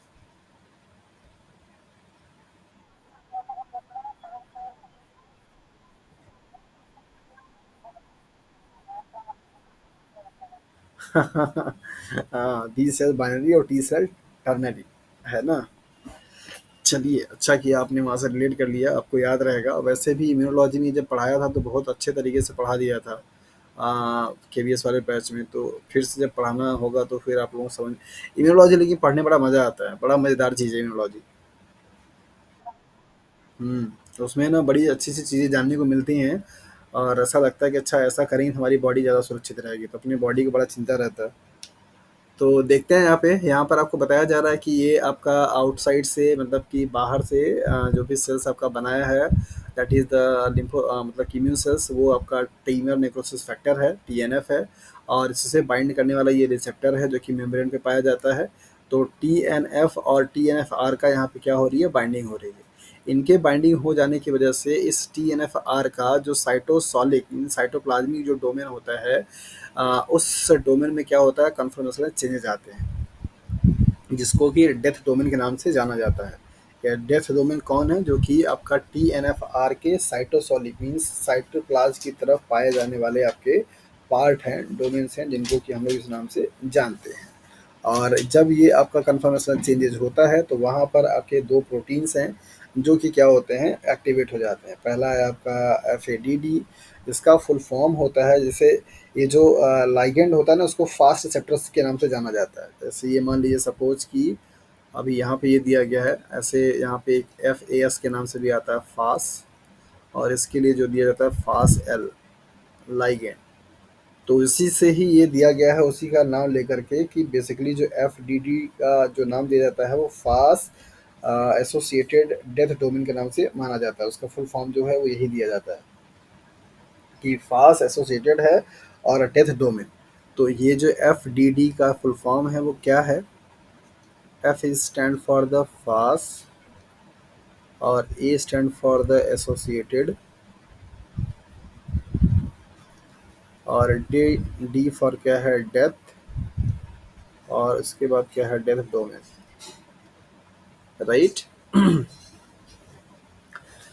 तो ये एक डोमेन होगा जो कि आपका इसके कन्फर्मेशन चेंजेस होने की वजह से ये भी आपका क्या होगा, एक्टिवेट होगा। और इसके बाद यहाँ पे क्या है, T R A D D, trade के नाम से माना जाता है। ये भी आपका टी आर एक प्रोटीन है जिसके ट्रा डेथ डोमेन के नाम से जाना जाता है। तो ये भी आपका एक कंपोनेंट होता है जो कि साइटोसॉलिक फेज से क्या होता है, इंटरेक्ट होता है। तो ये दोनों कंपोनेंट आपके मिल करके क्या करेंगे, एक्टिव होते हैं। तो नॉर्मली सेल्स में ये जो प्रोकास्पेज 8 होता है वो आपका नॉर्मल कंडीशंस में इनएक्टिव फॉर्म में क्या है, पड़ा होता है। जब यहाँ पे सिग्नल मिला, ये इससे बाइंड किया, कन्फर्मेशन चेंजेस आए, ये दोनों प्रोटीन्स भी एक्टिव हुए। एक्टिव होने के बाद आपका प्रो कास्पेजेट क्या होगा, एक्टिव हो जाएगा। और हमेशा जो भी कोई कास्पेजेस होते हैं, मीन्स प्रो कास्पेजेस होते हैं, उनमें उनमें एक ऐसा पार्ट होता है जिसका क्या किया था, क्लीवेज किया जाता है, लाइक दैट ये जो आपको दिखाई दे रहा है क्लीवेज होने वाली। जब ये क्लीवेज होंगे तो मैंने आपको क्या बताया था कि एक स्मॉल यूनिट बनाएगा, एक शॉर्ट मतलब एक लार्ज बनाएगा, क्या बनाएगा, स्मॉल बनाएगा। तो ये वाला यूनिट क्या हो गया आपका, स्मॉल वाला हो गया, ये वाला क्या हो गया आपका, लार्ज वाला हो गया। तो अब देखिए यहाँ पे एक क्या बन रहा है, डायमर ये बन रहा है, और एक डायमर आपका क्या बन रहा है, ये बन रहा है। तो दोनों डायमर मिलकर क्या बनाएंगे, इसको आप बोल सकते हैं हेटेरोडाइमर। और इन दोनों को मिलाकर क्या बन जाएगा आपका, टेट्रामर। राइट। अब ये जो टेट्रामर बने हैं ये आपका पूरा तरीके से क्या है, एक्टिव फॉर्म है। क्या है, एक्टिव फॉर्म है। जब एक्टिव फॉर्म ये हो गया तब आपका यहाँ पे क्या करेगा, एग्जीक्यूट करने का काम करेगा, मतलब काम करना क्या करेगा आपका, ये शुरू करेगा। और जब काम करना शुरू करेगा मतलब क्या कि अब इसके ये वाले जो यूनिट्स होंगे आप देखिए यहाँ पे ये जो बना दूसरे वाले प्रो कॉस्पेस को क्या करेगा, रिक्विट करेगा। और इसका भी फिर तरीके से क्या होगा, क्लीवेज होगा यहाँ से ये भी आपका लार्ज और स्मॉल बनाएगा, ये भी क्या होगा आपका एग्जीक्यूट मतलब एक्टिव हो जाएगा। ऐसे कर करके कई सारे कास्ट पेजेस क्या होंगे आपके एक्टिव हो जाते हैं। और वो कास्ट पेज जब एक्टिव होंगे तब जा करके पूरा आपका प्रोसेस प्रोसेस जो होगी परफॉर्म होगी, मतलब आगे चल करके सेल को प्रोग्राम करके डेथ किया जाएगा। तो ये जो एक्सट्रिंसिक पाथवे ऑफ अपप्टोसिस है उसमें आपको फैक्टर जो याद रखना है वो क्या है कि एक्सटर्नल कोई स्टिमुलाई मिलनी चाहिए, और उस स्टिमुलाई से कोई एक केमिकल आएगा जो कि सेल के सरफेस पे पाए जाने वाले रिसेप्टर से क्या करेगा, बाइंड करेगा। और बाइंड करने के बाद उसके साइटोप्लाज्मिक जो डोमेन होता है वहाँ पे कन्फर्मेशन चेंजेज आते हैं। उससे एसोसिएटेड जो प्रोटीन मॉलिक्यूल्स होंगे वो भी क्या होंगे, एक्टिव होंगे। और उनका एक्टिव होने से जो नॉर्मल सेल्स में प्रो कॉस्पेस पड़ा हुआ है वो प्रो कॉस्पेस क्या होगा, अब एक्टिव होगा। और एक्टिव होने के बाद वहाँ पे उसका फ्रेगमेंट मतलब वो टूटेगा, फिर कंबाइन होगा, हेमो से हेट्रोडाइमर से टेट्रामर बनाएगा, एक्टिव हो जाएगा। तो दूसरे वाले कास्पेज को क्या करेगा, रिक्विट करेगा, मतलब उसको क्या करेगा, काम में लाना शुरू करेगा और उसको भी एक्टिवेट करेगा। इस तरीके से कई सारे कास्पेज एक्टिव हो जाएंगे। फाइनली अल्टीमेटली कास्पेज का काम क्या होगा, प्रोटीन का डिग्रेडेशन करना, प्रोटीन को डिग्रेड करके उस सेल्स की मशीनरी को खराब करेगा, मतलब जो चल रहा होगा, फिर इसके बाद उसको डेथ की तरफ ले जाएगा, मतलब उसको मार देगा। तो यही काम है आपका एपोप्टोसिस का। और ये जो पाथवे आपको दिखाया गया वो है एक्सटिंक्सिंग पाथवे ऑफ एपोप्टोसिस, जहाँ पे टीएनएफ और टीएफआरए1 ये दोनों इंपॉर्टेंट रोल प्ले करते हैं। नेक्स्ट हम लोग देखेंगे यहाँ पे स्टेटमेंट है, binding of TNF tumour necrosis factor to the trimeric receptor produce change in the conformation of the receptor's death domain which leads to the recruitment of a number of proteins। वही statement दिया जा रहा है जो आपको यहाँ पे बताया गया कि जैसे ही आपका ये क्या करता है, बाइंड करता। अच्छा, इससे बारे में पूछा जाता है टीएनएफ का नेचर क्या है, ट्राइमर, ड्राइमर, टेट्रामर या पेंटामर। तो यहाँ पे आप याद रखिएगा भैया, ये ट्राइमर है, मीन्स 3 सब यूनिट से मिलकर के बना हुआ है।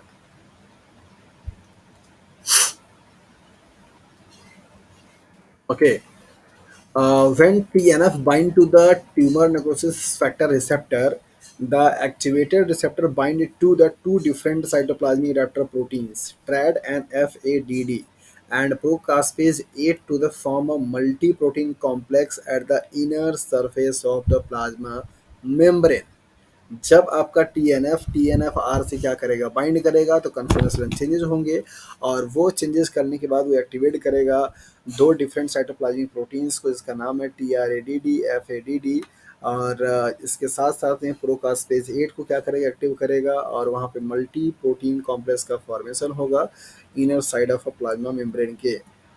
The cytoplasmic domain of the TNF receptors FADD and TRADD interact with the one another by homologous region called death domain that present in the each protein।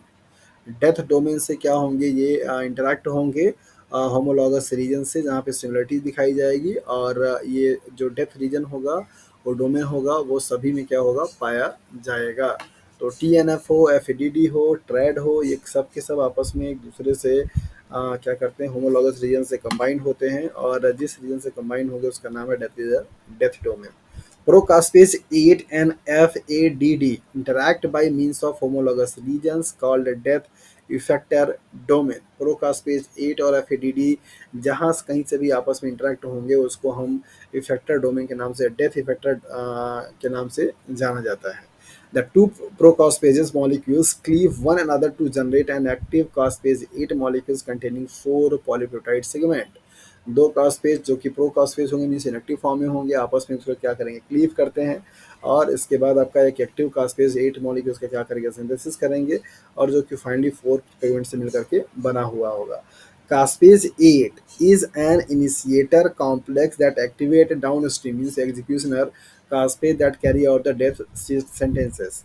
कास्पेज 8 जो है आपका एक तरीके से क्या है, इनिशिएटर का काम करता है, जो कि एपोप्टोसिस प्रोसेस को इनिशिएट करने में हेल्प करेगा। और जैसे ही वो एक्टिवेट करेगा तो आपके फर्दर बाकी जो यूनिट्स होंगे वो एक्टिव हो जाते हैं और आगे का जो प्रोसेस होगा वो चलना शुरू हो जाता है। तो इस तरीके से आपने देखा कि एक्सट्रिंसिक जो पाथवे है वो कैसे चलता है, कौन कौन से मॉलिक्यूल्स इन्वॉल्व होते हैं और उसके थ्रू क्या क्या चीज़ें होती हैं। नेक्स्ट हम लोग देखेंगे इंट्रिंसिक पाथवे ऑफ अपोप्टोसिस, जहाँ पर आपका जो स्टिमुलाई होगा, जो फैक्टर होगा वो सेल्स के विदिन का होगा और उनके थ्रू आपका सिग्नल मिलेगा तब जा कर के पाथवे जो है वो चलेगी। सो यहाँ पर आपको दिखाया जा रहा है कि internal stimuli such as irreparable genetic damages, lack of oxygen, extremely high concentration of cytosolic calcium ion plus viral infection, severe oxidative stress trigger apoptosis by intrinsic pathway। तो ये एक आपका यहाँ से सवाल बनता है, इरिवर्सिबल या इरिपेरेबल जेनेटिक डैमेज, दूसरा lack of oxygen means hypoxia, तीसरा extremely high concentration of calcium ion, चौथा वायरल इन्फेक्शन, पांचवा सीवियर ऑक्सीडेटिव स्ट्रेस। ये छह फैक्टर हैं, जो छह फैक्टर इंट्रिंसिक फैक्टर का काम करते हैं और अपोप्टोसिस के पाथवे को क्या करते हैं, ऑपरेट करने का काम करें, मीन्स ऑपरेट होते हैं। कौन कौन से? ऐसे जेनेटिक मटेरियल का डैमेज हो जाना, मीन्स इस तरीके का डैमेज हो जाना कि अब वो जेनेटिक मटेरियल का रिपेयर आपके रिपेयर सिस्टम के थ्रू करना पॉसिबल नहीं है, पहला। दूसरा, अगर सेल्स बहुत ही लैकुना में चल रही है, मतलब वो उसका जो कंडीशन है वो हमेशा कंटिन्यूसली बना हुआ है लॉन्ग टाइम तक के लिए एनारोबिक रिस्पिरेशन की कंडीशंस में, तो वो आपका हाइपोक्सिया कहलाती है और ऐसे कंडीशंस में भी आपका इंट्रिंसिक पाथवे ऑफ अपोप्टोसिस क्या होगा, एक्टिव हो जाएगा। Extremely high concentration of a cytosolic calcium ion, calcium ion का अगर आपके साइटोसोलिक मीन्स साइटोप्लाज्म में कंसंट्रेशन बढ़ जाए, नॉर्मल कंडीशन में एंडोप्लाज्मिक रेटिकुलम में रहता है, अगर आपका एंडोप्लाज्मिक रेटिकुलम से लीकेज होकर के साइटोसोल में आ जाता है, ज़्यादा कंसंट्रेशन हो जाता है इसका कैल्शियम आयन का, तो उस कंडीशन में भी आपका इंट्रिंसिक पाथवे ऑन हो जाता है। वायरल इन्फेक्शन सबको पता है, oxidative oxidative stress like as, जैसे कि आपने पढ़ा हुआ है कि उनके थ्रू आपका बनता है जो जो एंजाइम, जैसे लाइक एसओडी है, कैटालेज है और डिसम्यूटेज है, राइट। ये सब एंजाइम ऐसे हैं जो कि आपके ऑक्सीडेटिव स्ट्रेस के टाइम पे क्या होते हैं, बन करके उसको ख़त्म करने का काम करते हैं। तो ऑक्सीडेटिव स्ट्रेस से क्या क्या चीज़ बनेगा, like as hydroxyl radical, oxygen radical और H2O2 मॉलिक्यूल, ये सब आपके क्या हैं, ROS है, रिएक्टिव ऑक्सीजन स्पीसीज। जब कभी भी आपकी बॉडी पे स्ट्रेस कंडीशन आएगा तो ये सब आपके जनरेट होंगे और ये सभी भी इंट्रिंसिक पाथवे क्या करते हैं, ऑन करने का काम करते हैं। Activation of intrinsic pathway is regulated by a member of a BCL2 family of a protein. ये BCL2 फैमिली प्रोटीन बहुत इंपॉर्टेंट है, कैंसर सेल्स में इन्वॉल्व होती है, पार्टिसिपेट करती है। यहाँ से भी सवाल आपके बनते हैं। Which are characterized by the presence of one or more BH domain. ये BH आपके डोमेन है और जिनके प्रेजेंस होने की वजह से ये कैरेक्टरिस्टिक्स होती है BCL2 के फैमिली के प्रोटीन्स का।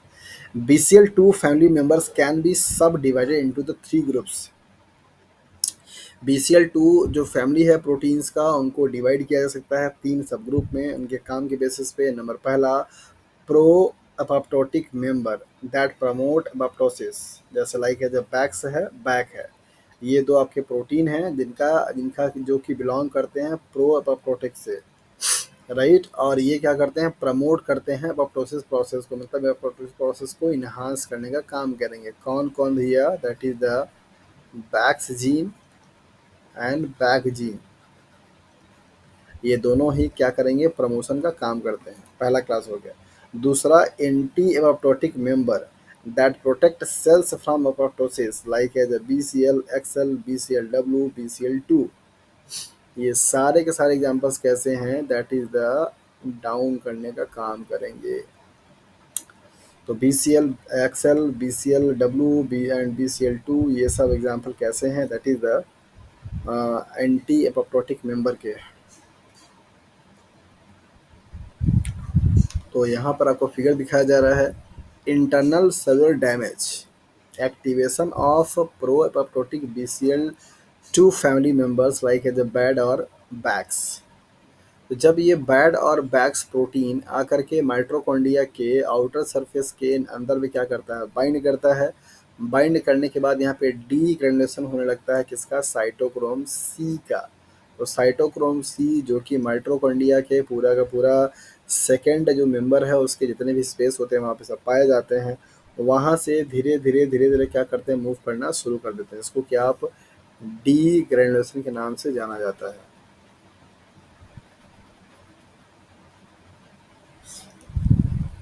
निकलेगा cytoplasmic factors like as APF1 और प्रोकास्पेज 9, ये दोनों आपस में क्या होंगे, कंबाइंड होंगे। कंबाइंड होने के बाद क्या होगा, यहाँ पे एक्टिवेट हो जाएगा। तो ये आपका क्या हो गया, कास्पेज हो गया, ये दिखाई दे रहा है। ये आपका क्या हो गया, that is the cytoplasmic factors हो गया। और ये आपका क्या हो गया, दैट इज द प्रोकास्पेज 9 हो गया। तो इस तरीके से ये इनिशियली सारे मॉलिक्यूल्स क्या होते हैं आपके, अलग अलग रहते हैं, लेकिन अपन आपस में कंबाइंड होते हैं। कंबाइंड होने के बाद आपका एपाप्टोजोम का क्या करते हैं, फॉर्मेशन करते हैं। पूछा जाता है एपाप्टोजोम में कौन सा कास्पेज रहेगा, कास्पेज 8, कास्पेज 9, कास्पेज 7, इस तरीके से आपको ऑप्शन मिलेगा। तो याद रखिएगा ये एपाप्टोजोम जो है वो कॉम्प्लेक्स का फॉर्मेशन कहाँ पे हो रहा है, इंट्रिंसिक पाथवे में। कहाँ पे हो रहा है, इंट्रिंसिक पाथवे में। और यहाँ पे आपका जो कास्पेज इन्वॉल्व है कौन सा है, दैट इज द 9। जबकि एक्सट्रिंसिक में कौन सा इन्वॉल्व था,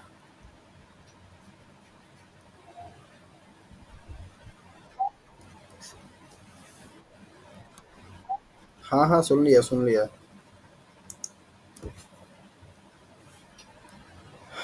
तो ये भी याद रखते हुए चलेंगे आप लोग कि 8 और 9 का क्या कॉन्सेप्ट है। इंट्रिंसिक में 9 है और एक्सट्रिंसिक में 8 है। तो यहाँ पे आप देखिए, यहाँ पे तीन मॉलिक्यूल्स का कॉम्प्लेक्स का फॉर्मेशन हो रहा है। एक आपका क्या है, दैट इज द साइटोक्रोम है पहला। इसके बाद आपका एक फैक्टर है,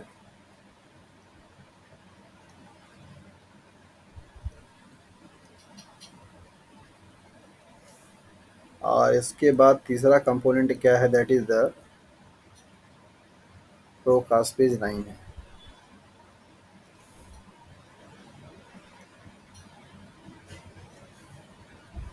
प्रोकास्पेज 9 है। ये तीनों ही कॉम्प्लेक्स मिल करके मतलब एक एक मॉलिक्यूल से मिलकर कई सारे मॉलिक्यूल बनाएंगे, और जो कि एपाप्टोजोम का क्या करते हैं, फॉर्मेशन करते हैं। तो अगर आपसे पूछा जाएगा कि एपाप्टोजोम में क्या क्या चीज़ है तो आप क्या क्या बताएंगे। नंबर पहला साइटोक्रोम, नंबर दूसरा APF1 या APF फैक्टर, नंबर तीसरा दैट इज द प्रोकास्पेज 9। ये तीन कंपोनेंट से मिलकर बना है आपका एपाप्टोजोम। अब जब आपका पेप्टोजोम ये बन गया तो आपको यहाँ पे दिखाया जा रहा है कि एग्जीक्यूटर्स जो प्रोकास्पेजेस होते हैं उनको एक्टिव किया जाएगा। और एक्टिव होने के बाद आपका क्या होगा, प्रोटोसिस की प्रोसेस क्या होगी, परफॉर्म होगी, मतलब फर्दर प्रोटीन्स का डिग्रेडेशन किया जाएगा। तो इस तरीके से आपने देखा कि जो पेप्टोसिस है वो क्या है, कौन कौन से फैक्टर यहाँ पे इन्वॉल्व होते हैं और किस तरीके से आपका प्रोसेस ये चलता है। राइट।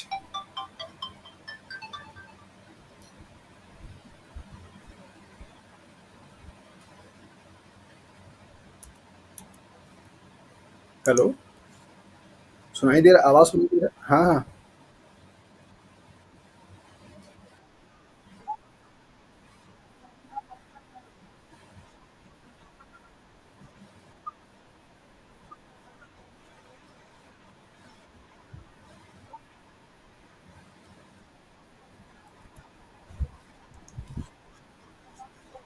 कौन सा, कौन सा यूनिट, ये वाला।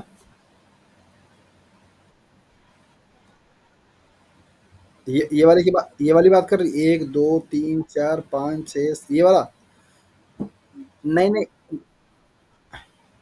नहीं, नहीं, नहीं, नहीं, मैं समझ गया आपके सवाल का कि आप ये बोल रही हैं कि 1 ये है, 2 ये है, 3, 4, 5, 6, 7 ये नंबर क्या फ़िक्स है? नंबर ये फ़िक्स नहीं है, नंबर ये फ़िक्स नहीं है। इनका कंपोनेंट क्या है ये आपको याद रखना होगा कि कंपोनेंट आपके ये होते हैं। तो आप याद रखिए कि माइटोकॉन्ड्रिया का एक रोल और भी आपको मिल गया कि ये एपोप्टोसिस के प्रोसेस में भी इन्वॉल्व होता है, क्योंकि इसके पास साइटोक्रोम है और इसके पास एपोप्टोज़ोम को एक्टिव करने वाला भी चीज़ है, मीन्स बनाने वाला।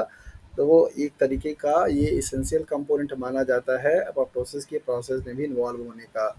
तो अभी तक आप लोगों ने माइटोकॉन्ड्रिया के बारे में पढ़ा कि वो सिर्फ़ और सिर्फ़ एनर्जी जनरेट करने का काम करता है, रेस्पिरेशन इनहेल करता है, या बीटा ऑक्सीडेशन मतलब फैटी एसिड ऑक्सीडेशन में क्या करता है, इन्वॉल्व होता है।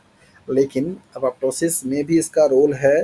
तो कभी-कभी आपको फंक्शंस ऑफ माइटोकॉन्ड्रिया में देता है कि which one of the following is not a function of mitochondria.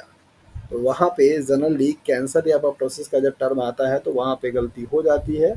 ऐसा लगता है कि हाँ, कैंसर या एपोप्टोसिस जो होगी वो माइटोकॉन्ड्रिया का फंक्शंस नहीं होगा, उसको हम लोग नहीं करते हैं। ठीक है, आगे बढ़ें। आज बड़ा ही शांत शांत से आप लोग लग रहे हैं, हमको बार बार कन्फ्यूजन हो जा रहा है कि कहीं मेरा नेटवर्क मतलब चला तो नहीं गया। देखिए, आपको जो चीज़ ध्यान में रखने वाली है वो क्या क्या है। नंबर पहला, यहाँ पे ध्यान दीजिएगा, ये वाले gene like as a Bax, colour change करते हैं पहले, ये जीन, इन जीन का इससे मैचअप कि कौन सा प्रो एपोप्टोटिक है, कौन सा एंटी एपोप्टोटिक है, ये वाला आपको ध्यान में रखना पड़ेगा, है ना। जो प्रो एपोप्टोटिक होगा वो प्रमोट करेगा, जो एंटी एपोप्टोटिक होगा वो प्रोटेक्ट करेगा। और इनका एग्जांपल आपको यहाँ पे दे रखा है, तो इनको मैं यहाँ पे सर्कल कर दे रहा हूँ। जब आप नोट्स बनाइएगा तो उसको हाईलाइट कर लीजिएगा। दूसरा, यहाँ पे कैल्शियम का पॉजिटिव है, ये कैल्शियम भी आपका इस पाथवे को चलाने के लिए एक फैक्टर के तरीके से माना जाता है। ठीक है, तो समरी अगर हम लोग यहाँ पे देखें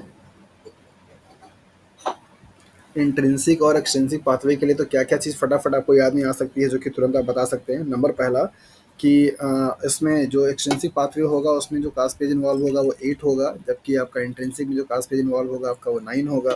क्या एक्सट्रिंसिक पाथवे में कहीं आपको माइटोकॉन्ड्रिया का रोल दिखाई दिया?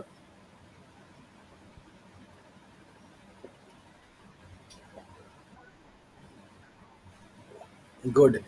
तो आप इसको डिफरेंस में लिख सकते हैं कि आपका एक्सटेंसिव जो पाथवे होता है उसमें माइटोकॉन्ड्रिया का रोल नहीं है, जबकि इसमें माइटोकॉन्ड्रिया का रोल होता है। ओके, उसके लिए स्टिमुलाई हमेशा बाहर से आएंगे, इसके लिए स्टिमुलाई आपका अंदर से रहेगा, मतलब कि जो भी कंडीशंस आपके बन सकते हैं कोई इनमें से कोई भी एक होगा, तो इस तरीके से आपका चीज़ यो चलेगा। ओके, सो यहाँ पर आपको दिया गया 3 पार्ट में डिवाइड किया गया था ये 3 ग्रुप्स, जिसमें से पहला आपने देखा कि प्रोबैप्टोटिक होगा, दूसरा आपने देखा एंटी बैप्टोटिक होगा, और तीसरा आपका यहाँ पे ये है BH3 only proteins which promote process by the as indirect mechanism. ये पॉइंट बड़ा ही इम्पोर्टेंट है, वेरी इम्पोर्टेंट। क्यों पूछा जाता है कि BCl2 बैक्स बैक BH3, इनमें से कौन सा ऐसा प्रोटीन है जो कि इनडायरेक्ट अपोप्टोसिस में क्या होते हैं, इन्वॉल्व होते हैं। तो ये सारे के सारे क्या हैं, डायरेक्ट वाले में है। BH3 जो है वो बेसिकली आपका क्या है, इनडायरेक्ट वाले में है। तो यहाँ से जैसा कि मैंने पीछे पहले बताया था 2-3 सवाल बनने का, ये इनसे मैचिंग कराने के लिए भी आता है, इनसे पूछा भी जाता है कि कौन सा अपोप्टोसिस को प्रमोट करेगा, कौन सा अपोप्टोसिस को प्रोटेक्ट करेगा या इनहिबिट करेगा, और कौन सा अपोप्टोसिस की प्रोसेस में इनडायरेक्टली इन्वॉल्व होगा। तो इनका याद रहना बड़ा सा ट्रिकी हो जाता है, क्योंकि ये आपके मैचिंग कराने वाले में या बी वाले पार्ट में सवाल इनसे बनते हैं। तो 3 कैटेगरी हो गई, कौन कौन जो कि एपोप्टोसिस को प्रमोट करेगा, तो बैक्स और बैक ऐसे जो कि एपोप्टोसिस की प्रोसेस को क्या करेंगे, इनहिबिट करेंगे, तो BCL XL BCL W BCL2 मतलब BCL वाले जो क्लास हैं वो सब के सब कैसे हैं, लॉक करने वाले, मतलब कि इनहिबिट करने वाले। ओके। और BA वाले मतलब कि ये बैक है, यहाँ पे आप देखिए BA तो ए वाले जो हैं वो सब क्या हैं, एपोप्टोसिस को करने वाले हैं। सी वाले जो हैं वो कंट्रोल करने वाले हैं, मतलब कि आपका इनहिबिट करने वाले। और बाकी आपका यहाँ पे जो है that is this one, that is the BS3, ये आपका ऐसा होगा जो कि इनडायरेक्टली मैकेनिज्म में इन्वॉल्व होता है। तो 3 कैटेगरी हो गई भैया, यहाँ पे तीनों को ध्यान रखिएगा और इन तीनों का ही नाम से के साथ में मैचिंग भी करा लीजिएगा। तो जैसे सपोज कि अगर मैं आपको यहाँ पे दे देता हूँ कि बैक्स है या आपका बैक है, नहीं ऐसे नहीं, बैक्स है, बैक है, BCL2 है, BCL XL है और इसके बाद आपका BS3 है। और यहाँ पर आपको दे दिया जाए कि एपोप्टोसिस, एंटी एपोप्टोसिस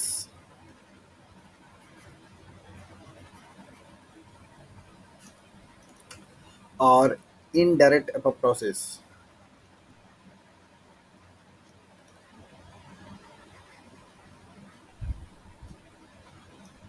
मैच कराने के लिए अगर आपको दे दिया जाए कॉलम 1 कॉलम 2 का, तो आप आसानी से मैच करा सकते हैं।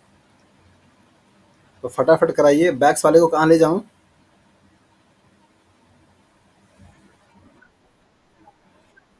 Very good. बैक वाले को कहाँ ले जाऊँ?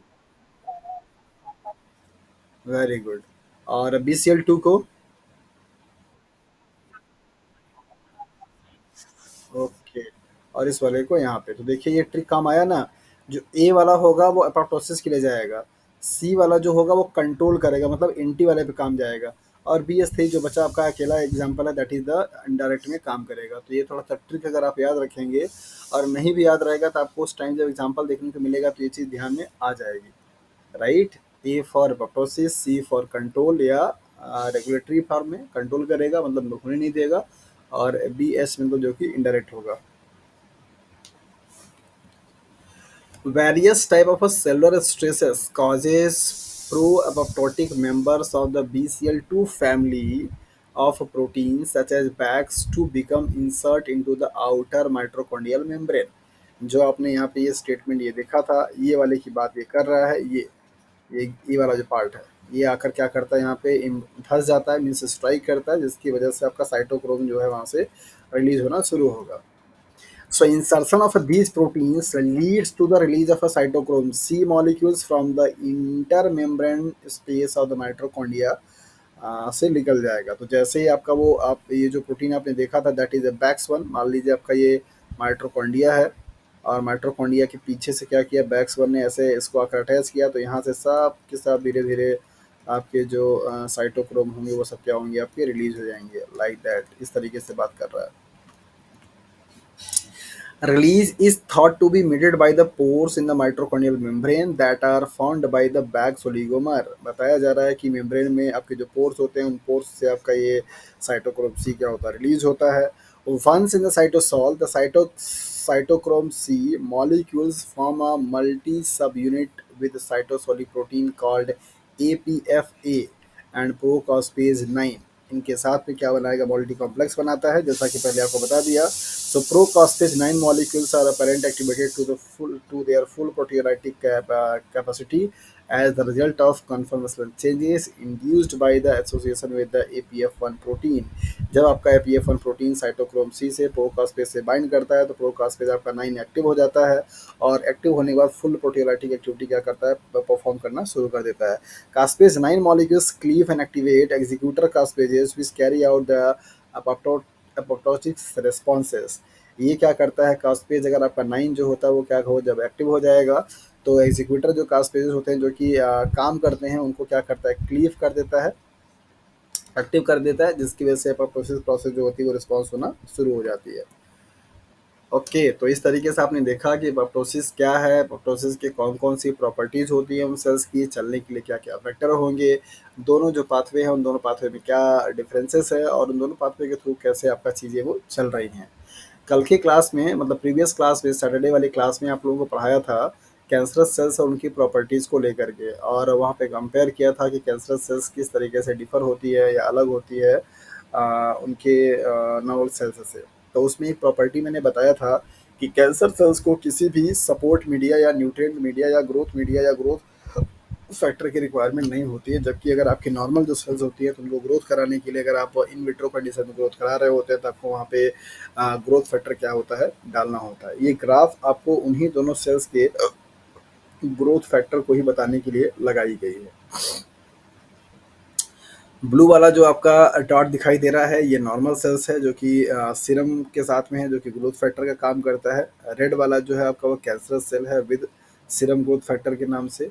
और यहाँ पे डॉटेड वाला जो लाइन है वो कैंसर सेल्स है विदाउट सीरम ग्रोथ फैक्टर के नाम से। ये डॉटेड जो लाइन है वो नॉर्मल सेल्स है विदाउट सीरम ग्रोथ फैक्टर के साथ में।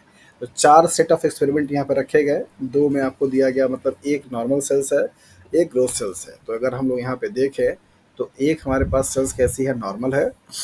नॉर्मल सेल्स को दो कंडीशन में रखा गया, सेल्स प्लस ग्रोथ फैक्टर और सेल्स विदाउट ग्रोथ फैक्टर। ये नॉर्मल सेल्स थी। ऐसे ही कैंसर सेल्स लिया गया, इनको भी क्या किया गया, दो कंडीशन में रखा गया ऐसे ही से। तो यहाँ पर क्या पाया गया, टाइम के साथ ये आपका एक्सिस जो है एक्स वाला ये क्या दिखा रहा है, टाइम दिखा रहा है, ये आपका सेल का नंबर दिखा रहा है। तो पहले ब्लू वाले को देखते हैं। जब जिस प्लेट में मतलब जिस कल्चर में आपका सेल्स डाला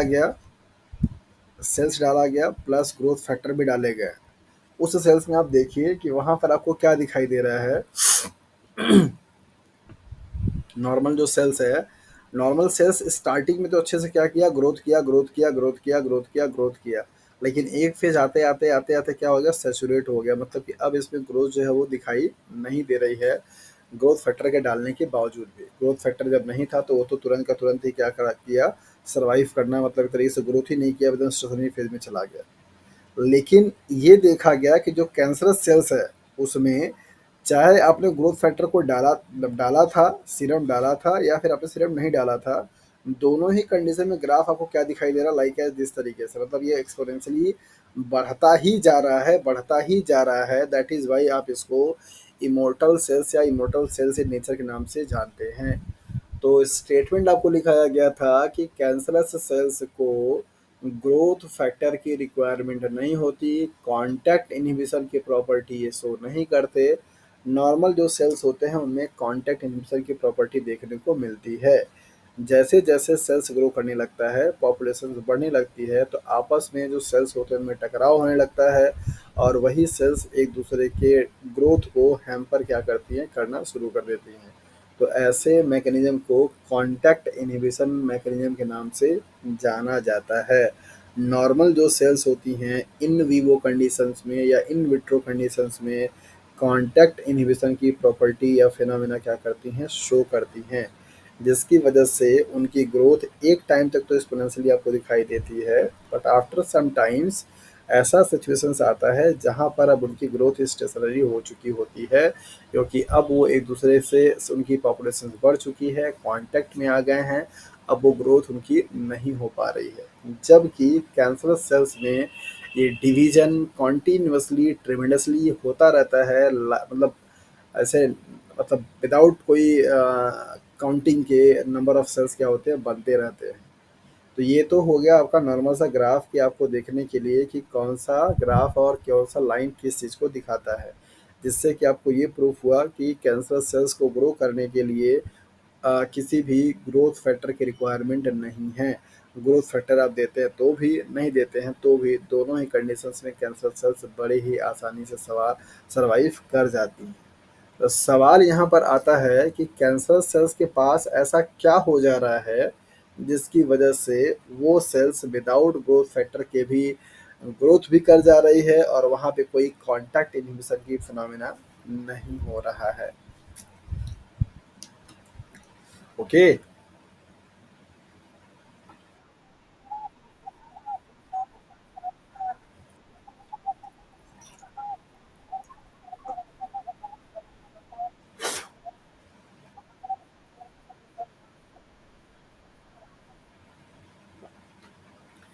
आपके एग्जाम में सवाल आता है, immortal nature of cancer cells is due to option एक, दो, तीन, चार बना करके आपको दे देगा कि कैंसर सेल्स की जो इमोर्टल नेचर है लगातार की डिवाइड करते रहने की, वो किसकी वजह से है, कौन सी वजह है। तो वहाँ पे आपको एक फैक्ट आंसर पता होना चाहिए। सो अभी हम आपको बताने वाले हैं उन फैक्टर के बारे में जिन फैक्टर की वजह से कैंसरस सेल्स हमेशा ग्रो करती रहती हैं, उनमें कोई कॉन्टैक्ट इनहिबिशन नहीं होता है और उनका कोई लिमिट नहीं होता है, इनफाइनाइट टाइम तक क्या करती हैं, ग्रो करती रहती हैं। आप लोगों ने मॉलिक्यूलर बायोलॉजी जब पढ़ा रहा था केवीएस पीटी बायोटेक्नोलॉजी के टर्म में, तो वहाँ पर एक टर्म बताया था, टीलोमरेज। नाम सुना है? टीलोमरेज एंजाइम भी आपको एक बता दें, ये मैं पेन अलग यूज़ करता हूँ, ये अच्छा इंपॉर्टेंट पॉइंट है, अभी बढ़िया याद दिला दिया आप लोगों ने। Bio marker for cancerous cells.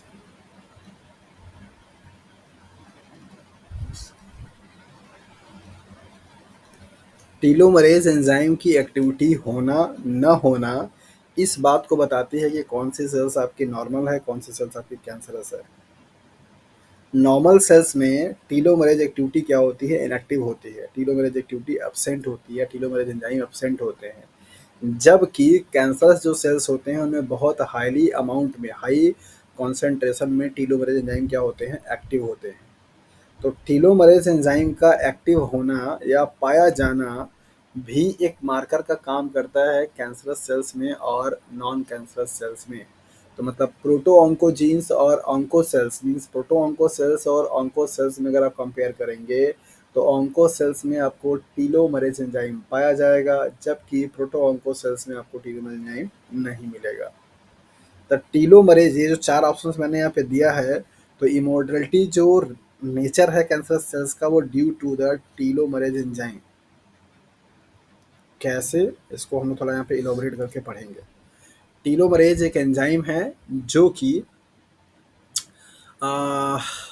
Last वाला जो टर्मिनल होता है उस डीएनए के पार्ट को रेप्लिकेट करने में क्या करता है, हेल्प करता है।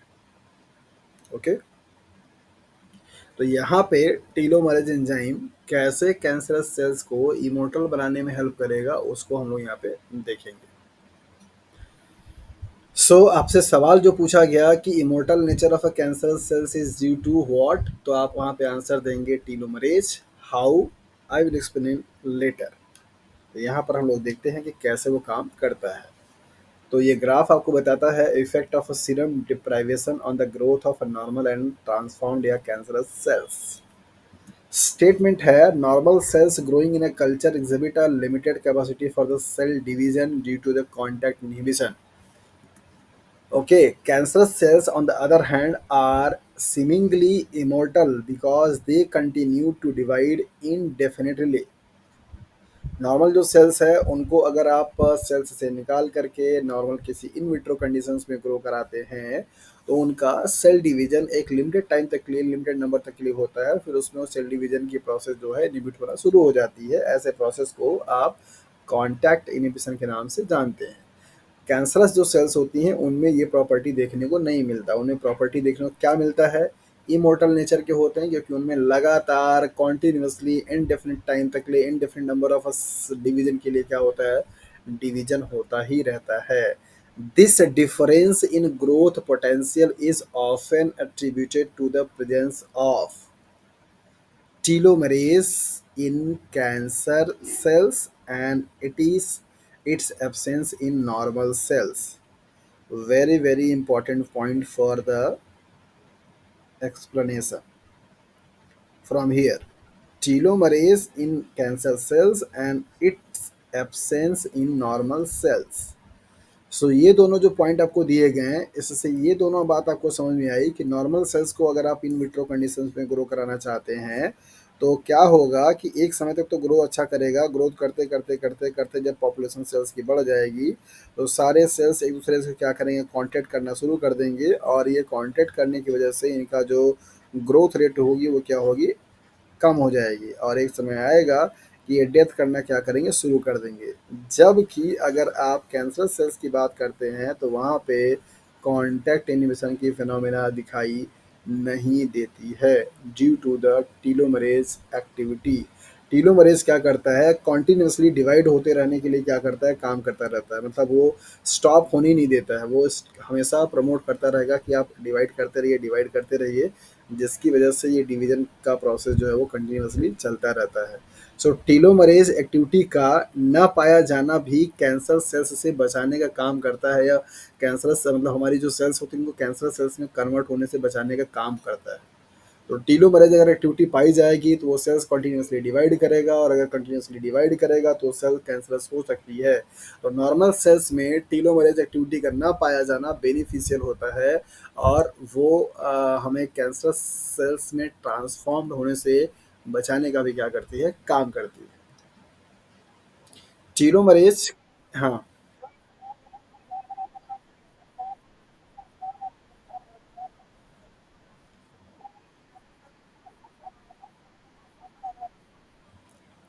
क्या होता है, ये कांटेक्ट में आएगा, ऐसा नहीं कि यहाँ पे कांटेक्ट नहीं हो रहा है, लेकिन नॉर्मल जो सेल्स होती है वो कांटेक्ट के में आने की वजह से उनमें डिवीजन होना बंद हो जाता है, मतलब उनकी रेट कम हो जाती है, सेल्स मरना शुरू कर देती हैं। लेकिन जो कैंसरस सेल्स होती हैं ये कांटेक्ट में तो आएंगी, उसके बावजूद भी इनमें डिवीजन होता रहेगा। वजह उसके पीछे ये है कि ये जो टीलोमरेज एंजाइम है, ये टीलोमरेज एंजाइम जो लास्ट आपका पार्ट दिखाई देता है उसमें वहाँ पर रुकता नहीं है, ये कंटिन्यूसली डिवीजन करा देने में हेल्प करते रहता है। तो जब सेल्स आपके कंटिन्यूसली डिवाइड हो रही होगी तो चाहे एक सेल्स बने, चाहे लाख सेल्स बन जाए, सेल के ऊपर सेल्स बन जाए, सेल के ऊपर सेल्स बन जाए, लेकिन फिर भी वो डिवीजन होता रहेगा। यहाँ पे वो चीज़ नहीं होती है। तो ये जो टीलोमरेज एंजाइम का पाया जाना हो रहा है, यही उसको कंटिन्यूसली बनाए रखने में हेल्प कर रहा है। ऐसा नहीं है कि यहाँ पे कॉन्टैक्ट इन्वेशन होता नहीं है, होता है, लेकिन उससे कोई फर्क नहीं पड़ता। फर्क क्यों नहीं पड़ता, क्योंकि यहाँ पे टीलोमरेज है, और टीलोमरेज आपका जो डिवीजन होता है डीएनए का, या उसका जो रेप्लिकेशन होता है उसको कंटिन्यूसली बनाए रखने में काम करता है। हम्म। तो ये बड़ा ही इंपॉर्टेंट पॉइंट था, इसलिए मैंने यहाँ पे ग्राफ लगा के समझा दिया, क्योंकि मुझे लगा था कि ये चीज़ आप लोग उसको समझ नहीं पाए थे। तो यहाँ पे एक पॉइंट और भी है, the absence of telomerase from the most type of normal cells is thought to be one of the body's major defense that protect against tumor growth. This is another important point. तो अगर आपसे सवाल ये पूछा जाए कि normal sales अपने आप को ट्यूमर सेल्स होने से कैसे बचाती है, तो आप वहाँ पे एक मैकेनिज्म ये भी दे सकते हैं कि नॉर्मल सेल्स में टीलोमरेज एंजाइम अब्सेंट होता है, और टीलोमरेज एंजाइम का अब्सेंट होना ही उस सेल्स को नॉर्मल बने रहने में हेल्प करती है, क्योंकि वो सेल्स कंटिन्यूसली डिवाइड नहीं करेगी। सो कैंसर के इमोर्टल नेचर होने के पीछे लॉजिक क्या है, that is the telomerase enzyme. और जो ग्रोथ का लिमिटेशंस नॉर्मल सेल्स में हो पा रहा है वो किसकी वजह से, that is the absence of telomerase enzyme. तो ये इंपॉर्टेंट पॉइंट था। ये चारों ही पॉइंट आपको बहुत अच्छा मैसेज दे करके जाते हैं, बहुत ज़्यादा इम्पोर्टेंटली। ऐसे लाइन और ऐसे पॉइंट ना रेयरली बहुत प्रॉब्लम, मतलब अच्छे से सर्च करके बनाना पड़ता है, क्योंकि ये सारी चीज़ें आपको एक मैसेज पूरा दे करके जाती है। तो एक सिंगल ये पेज आपके कई सारे सवालों का जवाब देता है कि कैंसर सेल्स क्यों इमोर्टल होता है, कैंसर सेल्स में कॉन्टेंट इमेशन प्रोसेस क्यों नहीं होती है। तो ये सारे सवाल का जवाब आप आसानी से दे पाएंगे। लास्ट, हाँ जी।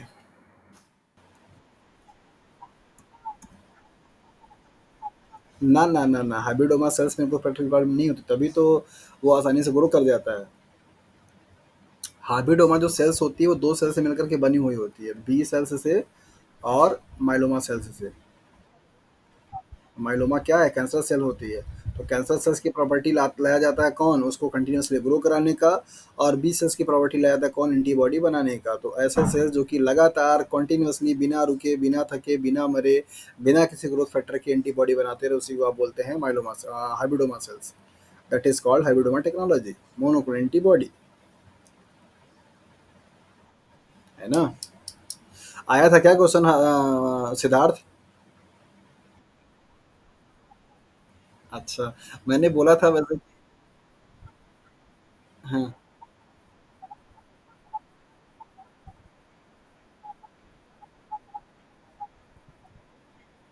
तो क्या लगाए? ले, गधा कहीं का। आरएनए डिपेंडेंट अरे भाई, डीएनए की जब लास्ट वाली स्टैंड जो आती है, जहाँ पे डीएनए पॉलीमरेज काम कर रहा होता है, तो डीएनए पॉलीमरेज काम को करने के लिए इसको आगे की तरफ भी पॉलीमरेज मतलब वो चाहिए होता है। तो जहाँ पर एंड पॉइंट होता है ये आपका पॉली, जैसे मान लीजिए ये एंड हो गया और पॉलीमरेज आपका यहाँ पे पहुंचा हुआ है, तो इतना इसको बनाने के लिए इसको आगे जाना जरूरी होता है। तो आगे जाने के लिए इसको टेम्पलेट मिलता नहीं है, तो वहाँ पे आपका टीलोमरेज आता है। तो टीलोमरेज क्या करता है, उसके पास खुद का ही क्या होता है, आरएनए मॉलिक्यूल्स, मतलब आरएनए का मतलब सीक्वेंसेस होते हैं। उसी आरएनए का कॉम्प्लीमेंट्री बनाता है क्या, वो सीक्वेंस। तो आरएनए डिपेंडेंट मॉलिक्यूल होता है वो डीएनए पॉलीमरेज। चलिए कोई नहीं, आप लोगों को उसमें मॉलिक्यूल, कोई नहीं, ऐसे क्वेश्चंस को छोड़ देना चाहिए। डी आप लोगों को जो केवीएस पीटी वाला बैच था उसमें डीएनए पॉली, अरे ये टीलोमेरेज के बारे में पढ़ाया था, जब डीएनए रेप्लिकेशन पढ़ाया था, वो वाली पीडीएफ अगर आपके पास होगी तो आप देखना, उसने बहुत अच्छे से नोट्स बना कर दिया था आप लोगों को। ओके, प्रीवियस क्लास में हम लोगों ने एक डिजीज के बारे में पढ़ा था जिसका नाम था रेटिनोब्लास्टोमा, पढ़ा था। जो कि विजन में प्रॉब्लम हो जाती है बच्चे के, तो उसमें मैंने आपको बताया था, दो एक टर्म दिया था, टू हिट म्यूटेशन का नाम दिया था। उसको मैंने हैंड राइटिंग वाली जो फिगर थी उसको बना के दिखाया था, उसको थोड़ा क्लियरली आप यहाँ पे समझ लीजिए। आरबी वो जीन है जो कि रेटिनोब्लास्टोमा के लिए क्या है, रिस्पॉन्सिबल होता है, जो कि रेटिना सेल्स में पाई जाती है। तो नॉर्मल आपकी जो सेल्स है, अगर यहाँ पे आप देखिए, ये दोनों जो जीन है होमोलॉगस क्रोमोजोम दिखाई दे रहे हैं, दो क्रोमोजोम्स हैं, दोनों क्रोमोजोम्स पे आरबी जीन क्या होती है, पाई जाती है। कॉन्सेप्ट यहाँ पे ये बताया जाता है कि रेटिनोब्लास्टोमा होने के लिए ज़रूरी क्या है, कि जो आरबी जो जीन्स पाई जा रही है किसी भी एनिमल इंडिविजुअल्स में, तो उसके दोनों ही जीन जब तक म्यूटेटेड नहीं होंगे तब तक आपको रेटिनोब्लास्टोमा नहीं होगा। सो इसलिए इसको बोला जाता है टू हिट म्यूटेशन, मतलब कि दो बार आपका उस जीन पे म्यूटेशन होना ज़रूरी है। एक बार एक के लिए, एक बार दूसरे के लिए। तो यहाँ पे आप देखिए कि ये नॉर्मल सेल्स हैं, नॉर्मल सेल्स का ग्रोथ हुआ, डिवीजन हुआ, तो नॉर्मल सेल्स आपका यहाँ पे बन गया। और इसके बाद यहाँ पे नॉर्मल सेल्स हुआ तो स्पॉन्टेनियस म्यूटेशन हो गया in one copy of gene में। तो वन कॉपी ऑफ जीन में अगर होगा तो यहाँ पे भी म्यूटेशन जाएगा, यहाँ पे भी म्यूटेशन जाएगा, यहाँ पे भी जाएगा, यहाँ पे भी जाएगा, ये इसका रेप्लिकेशन होगा तो ये डबल हो जाएगा। तो मतलब ये वाली जो सेल्स होगी वो बेसिकली आप देखिए spontaneous mutation in the second copy of A gene. तो ये वाली आपकी जो जीन होगी, मतलब ये जो सेल्स होगा, वो लॉस ऑफ ग्रोथ कंट्रोल, मतलब कि अब ये कैंसरस सेल्स बन चुकी है। तो आरबी जीन पे अब आपका कोई भी कंट्रोल नहीं होगा। आरबी जीन बेसिकली एक तरीके का ट्रांसक्रिप्शन फैक्टर का काम करता है। अब वो जीन म्यूटेटेड हो चुकी है तो डिजीज आपको हो जाएगा, कैंसर हो चुका है, और वो सेल्स पे अब कंट्रोल का कोई ग्रोथ का कोई कंट्रोल नहीं होगा, कॉन्टिन्यूसली क्या करेगी, ग्रोथ करेगी। तो यहाँ पे ये दिखाया गया कि जब आपका इंडिविजुअल नॉर्मल हो तो वहाँ पे एक ही सेल्स के दोनों क्रोमोसोम्स में दो बार आपका म्यूटेशंस का होना ज़रूरी है। दूसरे कंडीशन दिखाया जा रहा है कि पहले से ही क्या आपका म्यूटेटेड है तो ये कैरियर बनेगा, इसका ये भी कैरियर बनेगा, ये नॉर्मल, मतलब ये नॉर्मल दिखाई देगा आपको, कैरियर के मतलब नॉर्मल दिखाई देगा। यहाँ पे म्यूटेशन होगा तो फिर से क्या होगा, आपका सेल ग्रोथ पे कंट्रोल खत्म हो जाएगा। तो इसी को आप बोलते हैं टू हिट म्यूटेशन।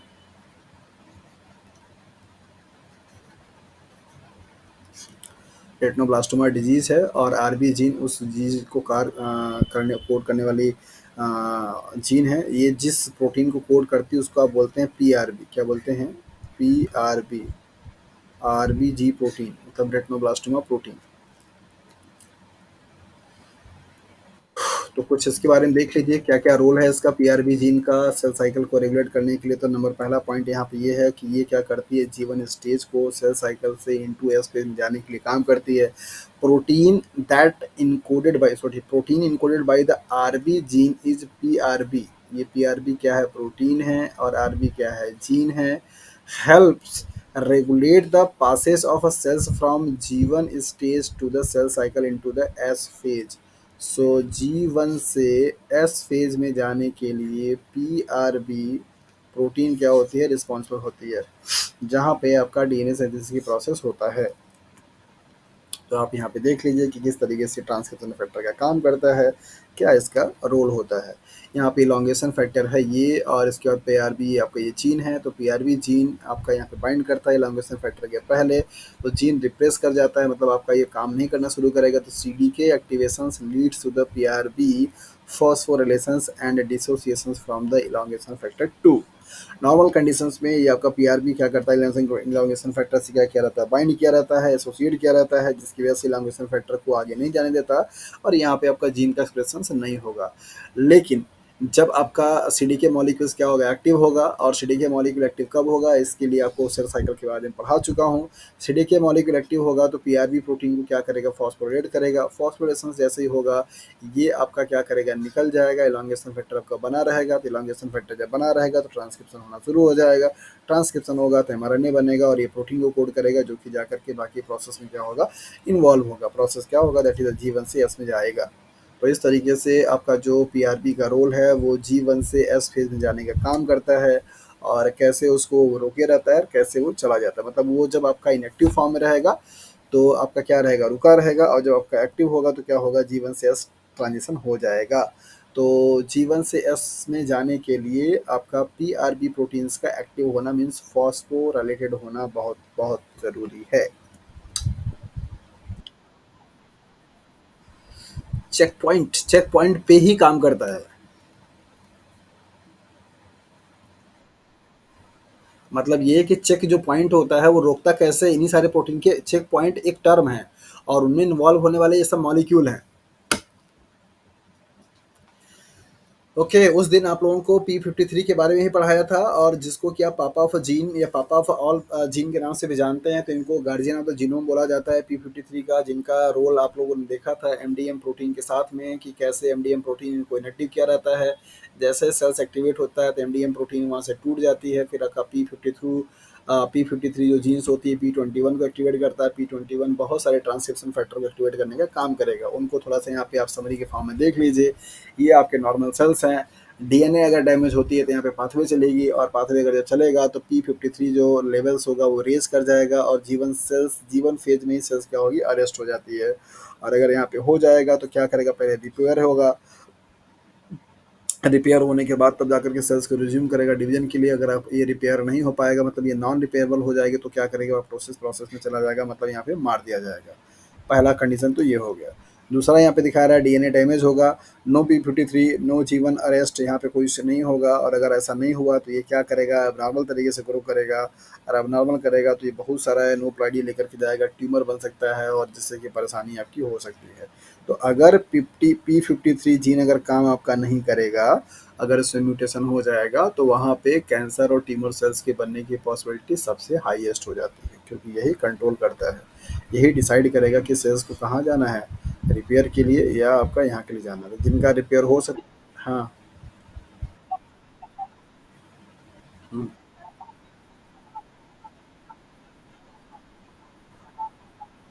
हम्म।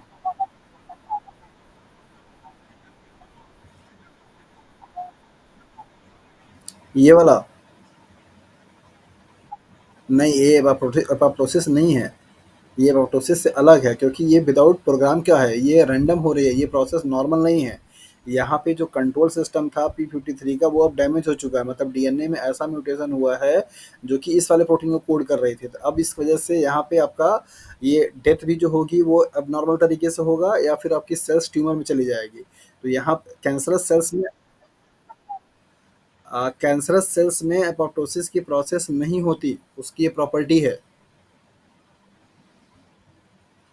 कैंसरस सेल्स में दो तीन चीज़ों को ध्यान रखिएगा, कैंसरस सेल्स में टीलोमरेज एक्टिविटी हाई होती है, और एपोप्टोसिस की प्रोसेस नहीं होती है। नॉर्मल सेल्स में एपोप्टोसिस की प्रोसेस हाई होती है, टीलोमरेज एक्टिविटी नहीं होती है।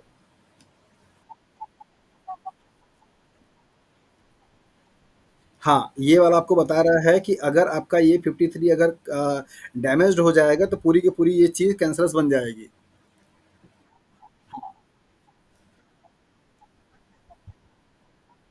हाँ। नहीं, ये एक्चुअली देखिए, अपोप्टोसिस नहीं हो रही है क्योंकि वो प्रोग्रामिंग के तरीके से नहीं हो रहा है। मतलब कि वहाँ पे प्रोसेस नॉर्मल नहीं चल रही है।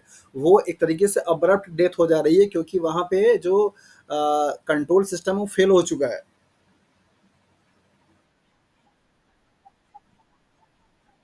हाँ, हाँ।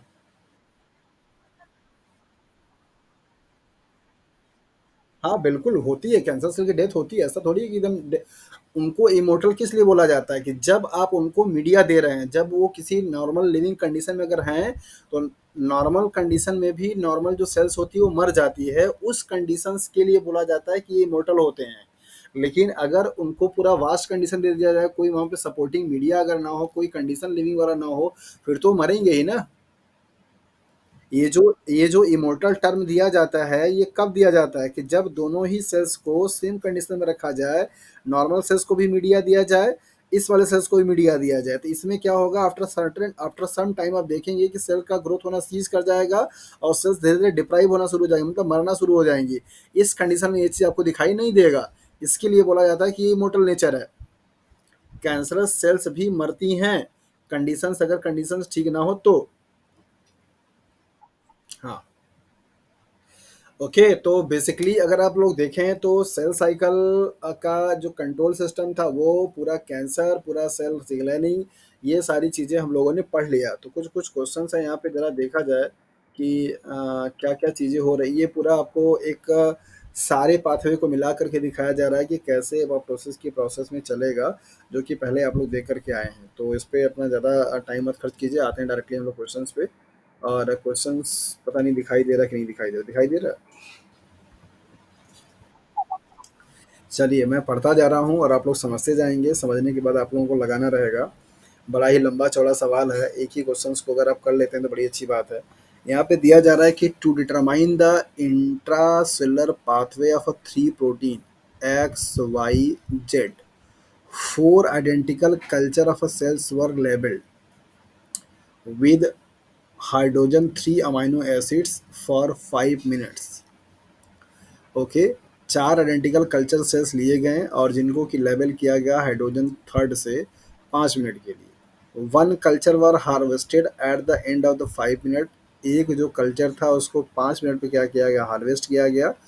5 minute labelling period at the end of 5। Okay, the other 3 cultures were rinsed and then were put into media with 20-fold excess of unadded amino acids for 10 minutes, 20 minutes and 30 minutes respectively. समझ में आया यहाँ तक? पहले मैं यहाँ पे बना देता हूँ।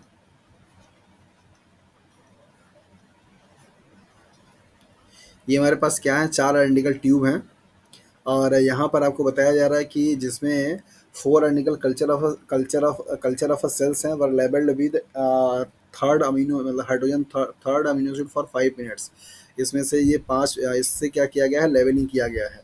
One culture was harvested at the end of a 5 minute, मतलब एक जो कल्चर था उसको 5 मिनट पे क्या किया गया, हार्वेस्ट किया गया, मतलब यहाँ से निकाल दिया गया। और इन सब में क्या है, S3 S3 S3 okay. The other 3 cultures were rinsed and then, मतलब इन पहले कल्चर को क्या किया गया, अच्छे से धुला गया और then put into the media with 20 fold excess of unadded amino acid. 20 गुना ज़्यादा वहाँ पे मीडिया था जिसमें कि कोई भी अमाइनो एसिड ऐड नहीं किया गया था for 10 minute, 20 minute, 30 minute respectively before harvesting. Okay, so after harvesting, the cells were put on ice and broken up. उसको हार्वेस्ट करने के बाद सेल्स को क्या किया गया, आइस पे रखा गया, मतलब फ्रीजिंग किया गया। फिर इसके बाद उसको तोड़ा गया, मतलब फ्रैक्चरिंग किया गया, फ्रीज फ्रैक्चरिंग किया गया। And the seller fractions were obtained by differential centrifugation. तो वहाँ का जो सेल डिब्रीज निकला उसको डिफरेंशियल सेंट्रीफ्यूगेशन किया गया। The cellular fractions harvested includes mitochondria, endoplasmic reticulum, Golgi body, plasma membrane, free ribosome, soluble cellular supernatant in cytosol. E in each of these fractions the amount of newly synthesized protein was determined। सारे fractions में से newly जो protein था उसको synthesise जो हुआ था उसको डिटरमाइन किया गया।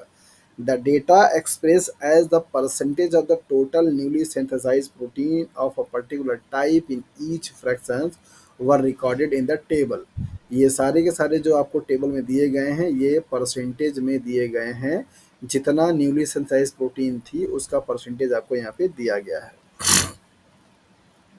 X Y Z, X Y Z, X Y Z और X Y Z.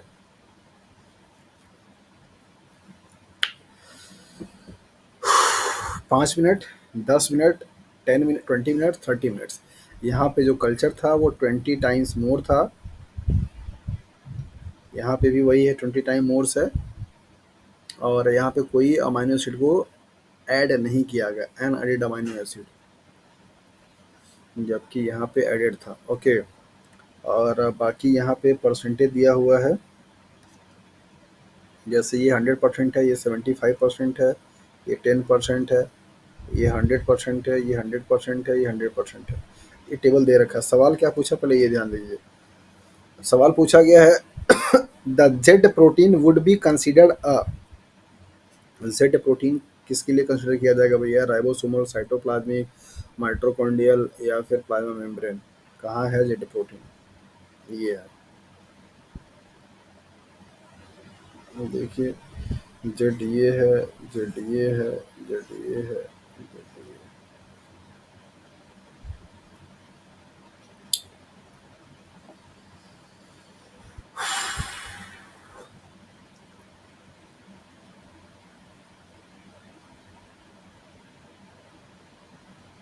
Hello.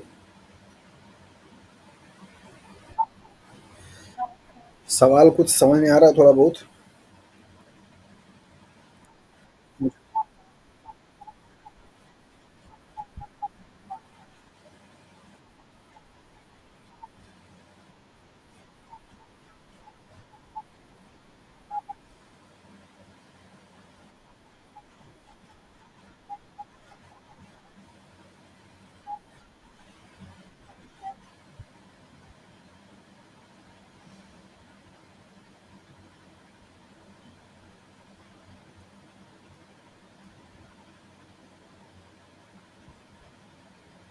Density gradient centrifugation भी किया गया है। जिसकी डेंसिटी सबसे हाई होगी वो सबसे मतलब आपको नीचे दिखाई देगा।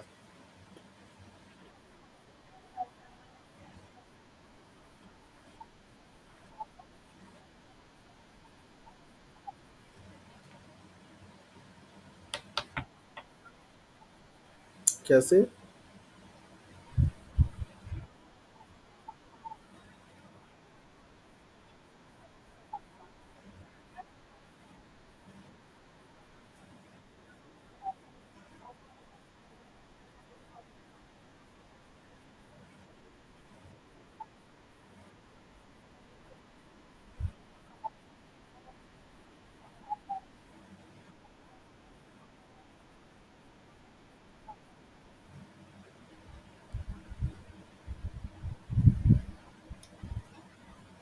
हम्म।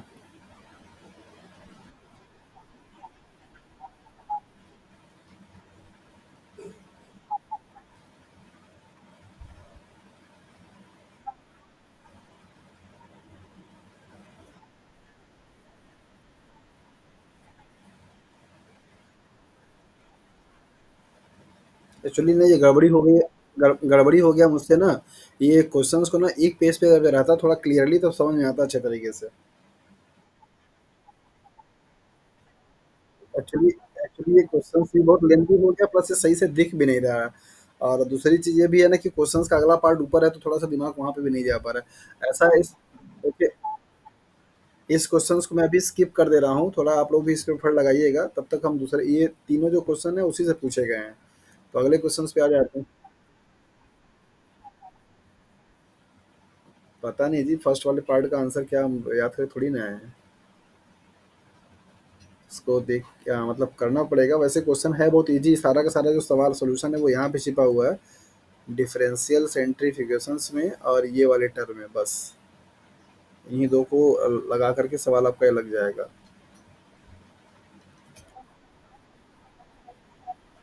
ये अमाइनो एसिड की जो लेबलिंग की गई है और यहाँ पे लेबलिंग नहीं किया गया है।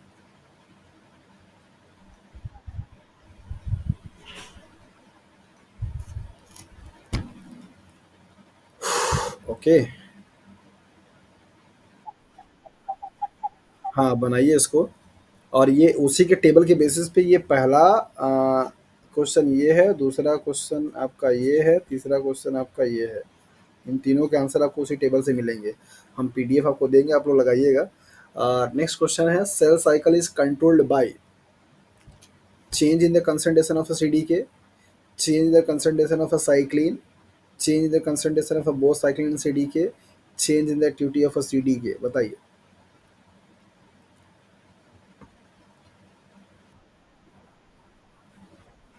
नहीं दिख रहा?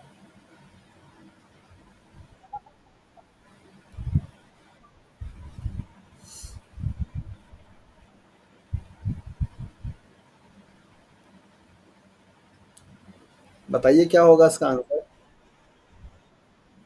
हाँ, डी।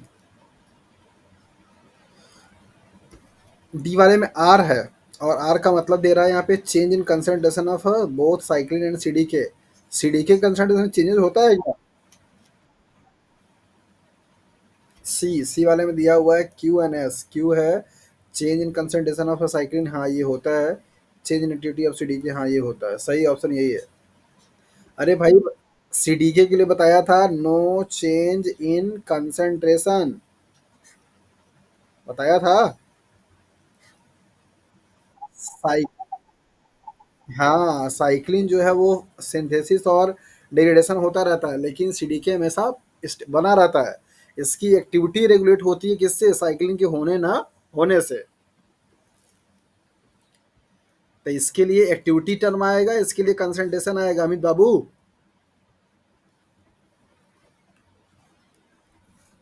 और भी क्वेश्चन है क्या? खत्म? चल चलिए, वो तीनों क्वेश्चन आप लोग बनाइएगा। बाकी क्लास में हम लोग क्या करेंगे उसको डिस्कस करेंगे, ठीक है।